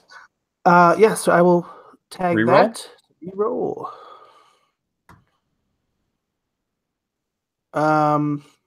And that's just flat 4. Then. Okay. All right. Do I need a little bit more? Right now, so that's going to do 2 plus 5 is 7. They're mooks, so it's going to, each one of those is going to take out 1. So that's going to leave 2 standing. If I spend a fate point for 2 more, will that take them both out? That'll leave leave 1 standing at that point. Ooh. Yeah, let's do it. Okay. Blow all my fate points in 1 action. Let's do it. All right. So describe to me what that looks like. There are 5 Yakuzas. They're pulling out their high-tech pistols. They're getting them up there. The one who's closest to the door gets frickin' just hammered by Anton's bike and crushed against the wall. What does your shit look like? So I think like just at that moment, like Anton barrels in and that kind of leaves everyone distracted. So Daija can, I think like the like film we're watching goes quiet, right? And she sort of like does a power slide and comes to a stop, and she like just turns and looks at everyone, and her eyes like turn into snake eyes, and like I think that they all start having like hallucinations that like they're covered in snakes and like snakes are crawling all over them and like biting their necks and stuff, and some of them have snake tattoos, so it probably kind of comes out of their tattoos, and they're screaming as that's going on. Have you ever seen him do this, Anton? Have you seen this before? I don't think so. Yeah, just they're screaming out of nowhere, and all but one of them drops. And the last one, he just boom, boom, boom, fires at you, Agana. You may make an athletics roll to dodge. Sure. Ooh, +1. Maybe one of us will actually fail. Oh yeah, that's a -2. So he lets loose and he drops this needler pistol, fires a blast, and you'll get that of the needles bearing itself into your chest, and you're going to take 6 stress. Ooh, nice. And the hollow points too, so they actually spray your blood out when the needles hit there, and it stings. Now I can take a condition to cancel that. Is that how that reduce works? the damage? So I need to take a 6-point condition. Yeah, that'd be a major one, like a one that'd be hard to deal with. That might be interesting though, like something to do. What were you thinking? What are you thinking? Yeah, tell me. I'm I think it's excited. something to do with her brain, having to do with this big attack she did and then being shot. Oh, like neural feedback? Yeah. Okay. Neural feedback loop or something like that. Okay. So like your psychic powers keep this from doing the damage, but it feed back into you? Yeah. Yeah. Okay. Yeah. All right. Mark that as your condition under the 6-pointer there. Ooh, cool. Okay. Let me come back to Anton. Anton, there's just one guy left, and he just lit up your partner.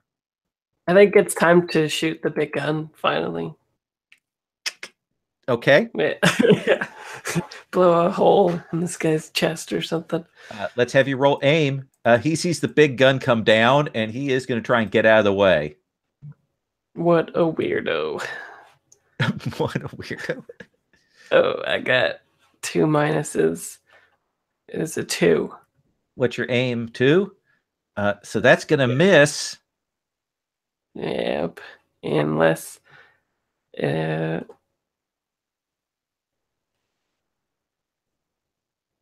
don't think my aspects would help. I don't think. You don't think your the nanokami giving you aiming directions or the senses overclocking for your high precise aim? Oh, I thought I can tag in the same aspect. Yeah, absolutely. You can do that multiple times, just not in the same action.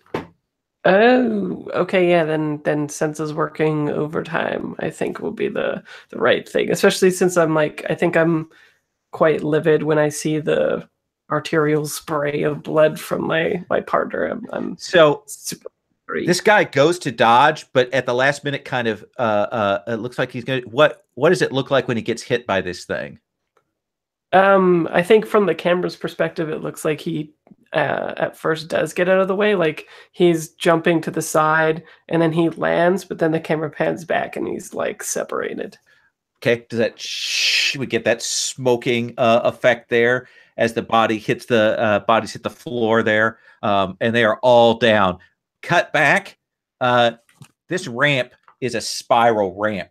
It goes up 4 flights, and then it comes out, and you're not sure what's at the end of that ramp. You two. So Awesome. describe to me what that looks like, because what's happening is as you guys go up the ramp, you will see these 4 guys.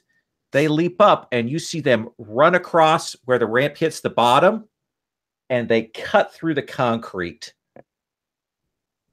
As they run sort of in sequence, they cut through it, and that concrete will give way, and the ramp is starting to fall even as you guys are riding up it. Oh, sweet. I know Why exactly. can't we have swords like that? It's out of the budget. I want to do 2 powers. I want to body shape to extend his limbs, and then bend bars lift gates to fling smoke on the motorcycle over the falling ramp so that she can still make the jump. Okay, let's have you make a physique roll. Okay. I'm pretty decent at physique, so Yep. I'm going to physique it up. I got a -1. So that's a 3. My physique's a 4, so it's a 3. So you're going to give him 1 invoke. Okay. Christo, he's kind of flinging you forward. You're going to roll dexterity for this jump. Difficulty 7.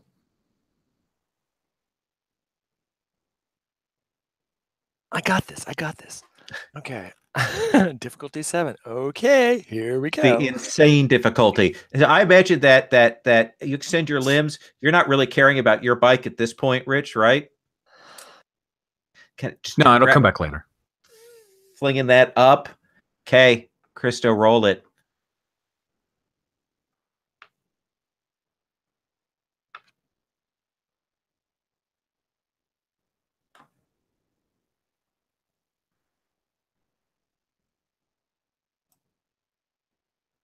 So I rolled a -2 plus my dexterity. That's a +3. I'm going to invoke 10,000 ninjas coaches in my head because they're giving me, one of them happens to have been really into physics and another into gymnastics. And so they're giving me all like the ways I can balance and adjust my body to cause myself to flip and get by the fragments of concrete and move forward. And then what else can I invoke? Let's see. You can use the invoke from Rich that he created. Okay, wait. So that I was at a +3. That gets me to +5, and then the invoke from Rich, and that's +7. So that does it. Yeah. So okay, it's cool. It's just because if you're flinging him, Rich, that he gets that momentum as that thing starts to give way, and you'll fly out. So you cut through the air slow-mo, and then you hit the other roof and take off, and you go sailing off into the distance. What do we see from you? How do you get out of this situation, Mobius? How does he get out of this situation? I imagine. Okay, this makes no sense, but I'm going with it. If we can paraglide through domes, damn it, then what he does is he flips off of the motorcycle, grabs and flings it towards the other guys, and then he'll basically be diving out and making his way towards the street.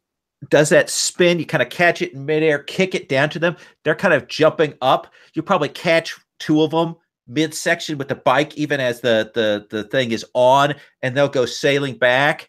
The other two are leaping on the rubble as it's falling to try and catch up to you. You know, doing that jump, grabbing their swords to go up, and you will sail out into the street, Rich. And how do you vanish? Oh man, I imagine that he has some kind of, this will be another science plan. He has some thermoptic camouflage. So he gives them the peace sign and then hand over the face, and he starts to disappear and melt into the background. Yeah. Even as they run out, they're looking around in the rain and you are gone. And what is the last thing we see from you then, Smoke? So we have to get back to a rendezvous point or get out, or how are we going to get? We don't have an exit, do we? But Smoke we're at a montage moment so this is the epilogue bit. So what's the cool, sweet thing we see you here in this end bit? So I've still got my cool motorcycle, got the girl on back.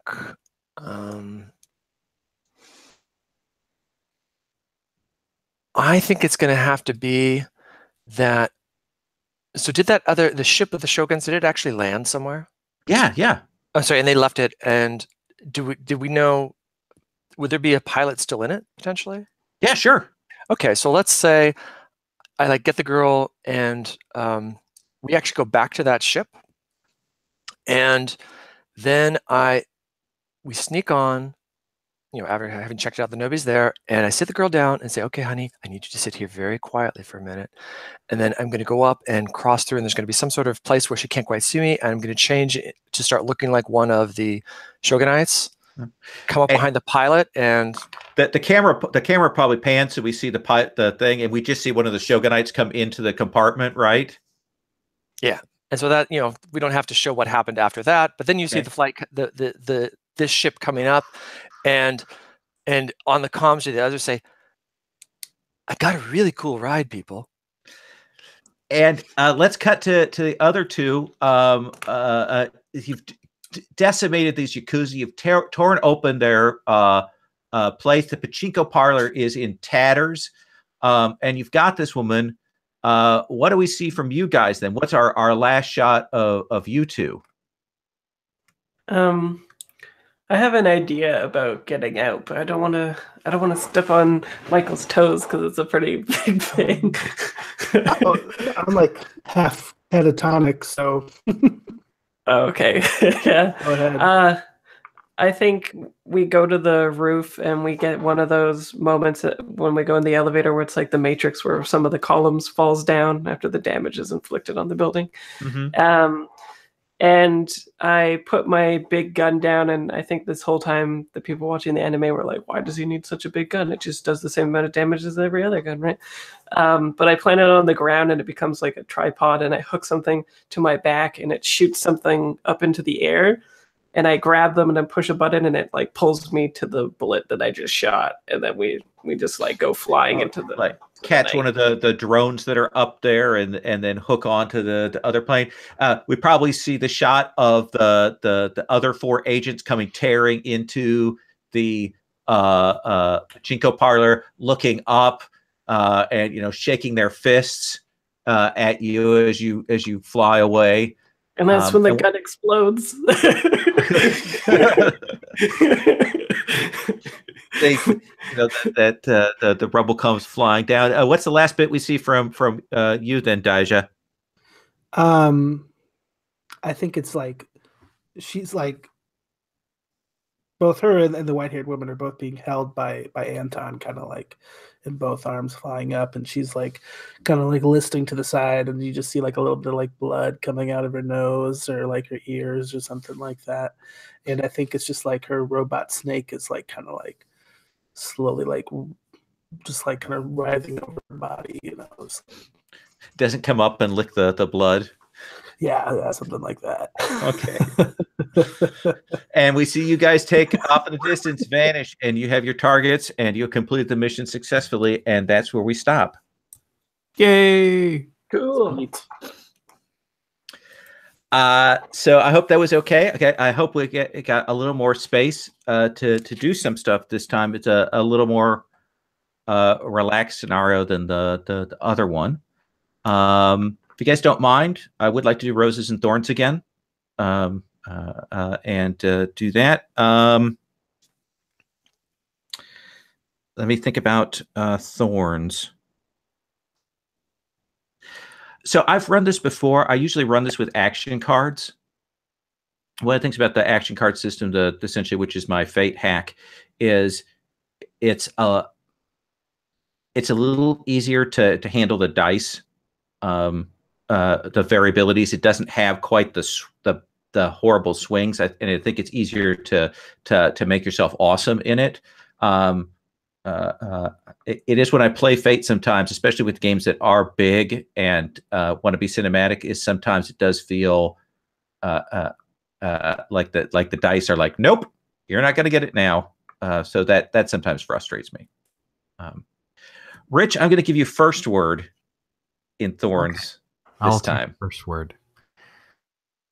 So we let off with this super exciting, highly detailed mission, and then like I could see it at a table, would be like writing down things that could be aspects and it was lost on me. Like I felt like a total boob because I knew I was supposed to be able to like vomit forth all of this cool words. But I just like, it was so many crazy ideas of like, there's a shogunate. Oh, there's a shogunate of the thing. Okay, there's like our own guys, and I lost it all. And as soon as we got to having asked questions, I was just like, now I get to look like a doofus. So if there had been any kind of little like bullet pointed reference doc of all the stuff that you've thrown at us, that would have been super helpful for a dumb person like me. No, that's fair. I thought you did fine though, actually. Yeah, no, well, it's been recorded, so go back and watch the tape because it certainly wasn't my impression of your reaction there early on. So, okay, yeah, my thought was, wow, he went really cold and analytical here, all science. It was more of a do not betray how embarrassed you are that you can't follow any things that were just told to you moments ago.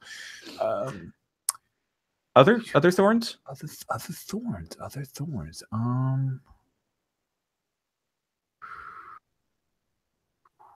It's okay to say no. I know, right? No. Investigation is hard. Like I'm spoiled by PBTA where there are those questions, and like just open investigation, I feel really lost. So I'm glad I have things like PBTA to fall back on. And once one question was answered, we started to develop the pattern. So, there's always that like, what do I ask? And that's kind of weird. And then and this is more like a thought that was going in my head. Mhm. But we do all of this investigation and we start to figure it out. And then the last person gets like a fucking video feed that answers all the questions that we just got answered. Like that was like, it was cool to see it all tied up, but it also kind of invalidated some of the investigation, like thought process. Like, Well, Yeah, I'm that's a hard one. It didn't though, because I didn't. If I can jump in, because what Smoke found out didn't say anything about who the people were. Right, you were the ones that figured out by flagging. When you did the search on the blood, that you flagged out this is actually a relative of the Shogun. I didn't have any of that information. All I had was where they went. No, that's a good point. That's good. That's good. That's good. No, but I that's an interesting point. It's something I try to be conscious of about that can be hard, especially when you got all the high tech stuff at the table. Like on one hand, I was really appreciative that we were able to see the video, like we, the audience, the players, get to see the video to kind of confirm the things that we'd done. But on another thing, if I was the asshole audience who was just like throwing popcorn at things, I would have said, well, why did these guys made die rolls, but we would have got it for the video, which Christo, you pointed out, and it's absolutely true. Like I was just, you asked for thorns, and I was thinking like there was that flash of a moment of like, if I were hypercritical, that would be a thing. If I were rich. But I was actually like, oh, thank God, the stuff we kind of stumbled into is validated. So it didn't actually bother me. It was just one of those like, in theory. Yeah, no, that's good advice and good thinking for future. So I appreciate hearing that. And Michael? That's it. Okay, I cut Rich off because I don't want to hear any more thorns from him. Michael? Any thorns? Well, just to add to what Rich was saying, it's game. No, I'm kidding. I had a lot of fun. Thorns wise, again, I really liked seeing more characterization, but it still felt like we were all our own kind of cool people. Mm-hmm. And maybe like at the beginning, when we were doing our initial scenes, I could have like tied myself to someone as a way of like kind of goalposting, like, hey, I'm with Anton, we're at the noodle shop, or I'm with Snake and we're getting makeovers or something, right? But instead of like, I'm locked in my dark cube of darkness, and I was like, so I thought about that later. I think I, as a player, could have maybe done a bit more to try to connect to other people. But I was just having so much fun, like being a cool, rad individual, that I sort of forgot about that. So there's Thorn. I think that's fair. And one of the things is, of course, usually when I do a two-shot, I do one scenario over 2 nights. Right. But I kind of deliberately did these as two sort of micro scenarios. I think if I had done like this scenario but spread out, I would have had more time to breathe. Right. Like when you two are going to this thing, what do you talk about or whatever? Yeah, I think that's good. Good for me in terms of structuring the scenario. So I appreciate that. Although, and I think I understand why you made that choice of making them one shot, because in the gauntlet mode, like it would be tough to stretch this one of those over 2 sessions, So I understood why you did it in the bite-size portion. Yeah. It might have been better to do a 4-hour session like some of these crazy people in the gauntlet. Like crazy 4-hour session. Oh my goodness. Yeah, that's true. I could have also done it with as a 3-hour session, and that might have given me a little more room. So another kind of thorn. Sure. Kind of interesting. So I mean, I hate to be always comparing things to PBTA. I know that's kind of the gauntlet stereotype, but I liked, like, okay, we have to like spend our resources in order to succeed. And it was cool to look at your sheet and the particular things about you that are awesome that help you to succeed. But ultimately, none of us actually ever failed, which again is hyper competent ninjas. Maybe you're not supposed to. But like when I took that 6-point condition at the end, I mean, I had 10 stress. I could have taken it and gotten refreshed next session, And I like that in BBTA when you fail and then you kind of like it snowballs and you do something different. So it was a little strange, like not having any failure in 2 sessions. Mm-hmm. But it was also still pretty cool. I didn't feel necessarily like it was bad. It was just No, Hypercombat. this game is very much about a kind of wish fulfillment and a kind of getting to act that out with competency. But that is a thing, and certainly when I've run it in a face-to-face campaign, people have to deal with failure there more often because they're having to deal with their resources over the long term, which is hard, and it's a hard balance to strike. But that's a really good point. So maybe if that was your goal, I think ultimately then that was successful. So well done. Fraser, Thorns. The only thing I can think of is just the swingy system. It's like, yeah, it's interesting because it keeps things like you definitely never know how things are gonna go, no matter what skill you're tagging. It's still very much in the air, but yeah, I think just the swingy thing. Like if it had been, as you say, over 2 sessions, I think all the problems that would have been like the thorns or whatever would have been ironed out for sure.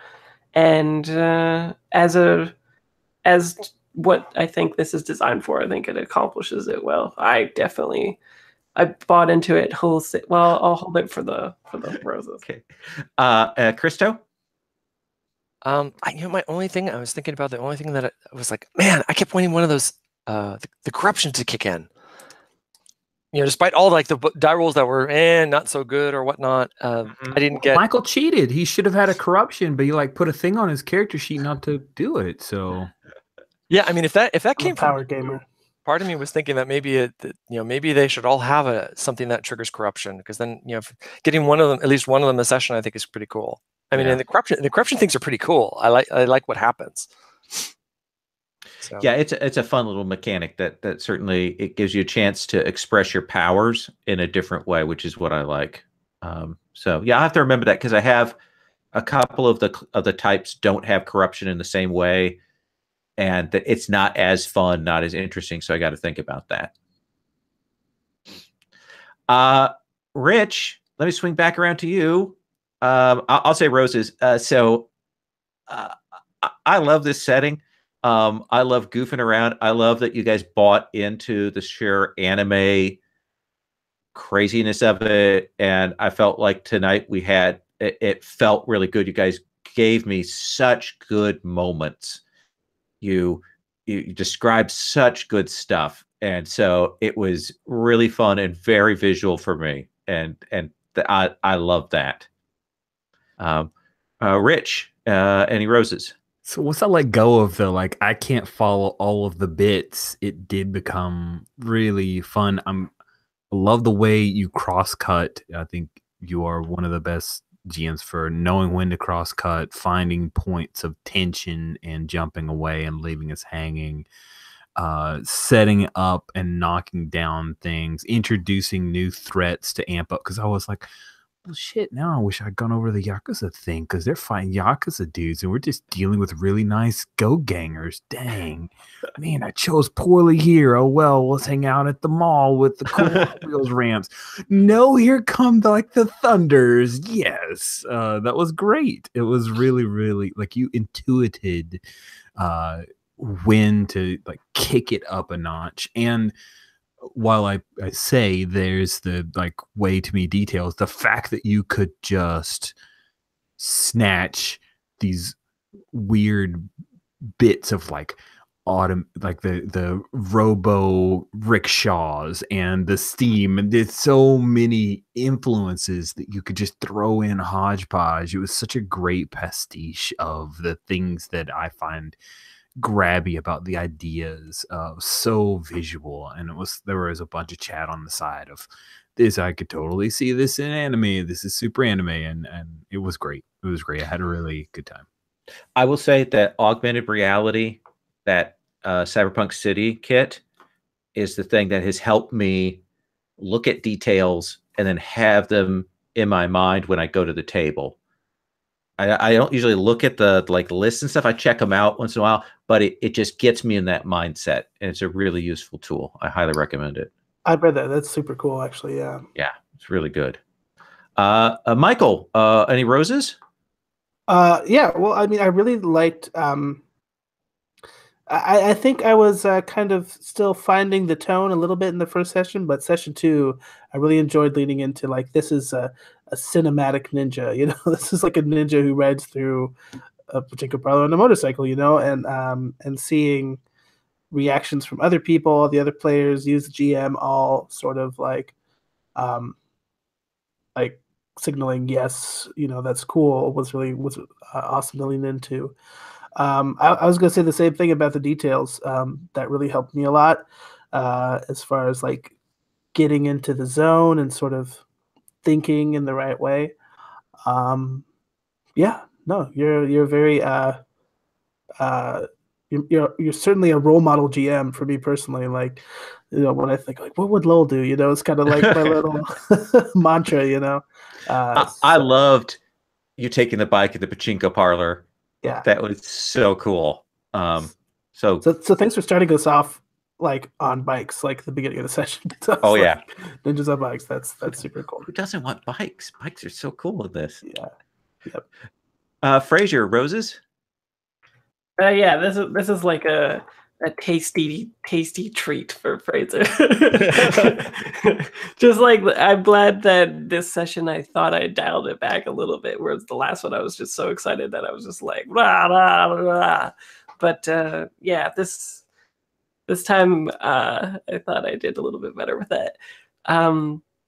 Yeah, I like all of this, like the cyberpunkness of it, the ninjas, the details, like all the stunts and the powers really help generate the world. Like when I was clutching for how I would be finding the blood, and then I clung to the nanostorm dust and all that kind of stuff. Like everything's really that was nice, really helpful. Yeah, really cool action, really cool story. I'm super into cinematic scenes, as people know when they play with me. So it was all amazing for me. Awesome, so glad. Christo, you get last word. Okay. Let's see. Well, they took up so many of my ideas already.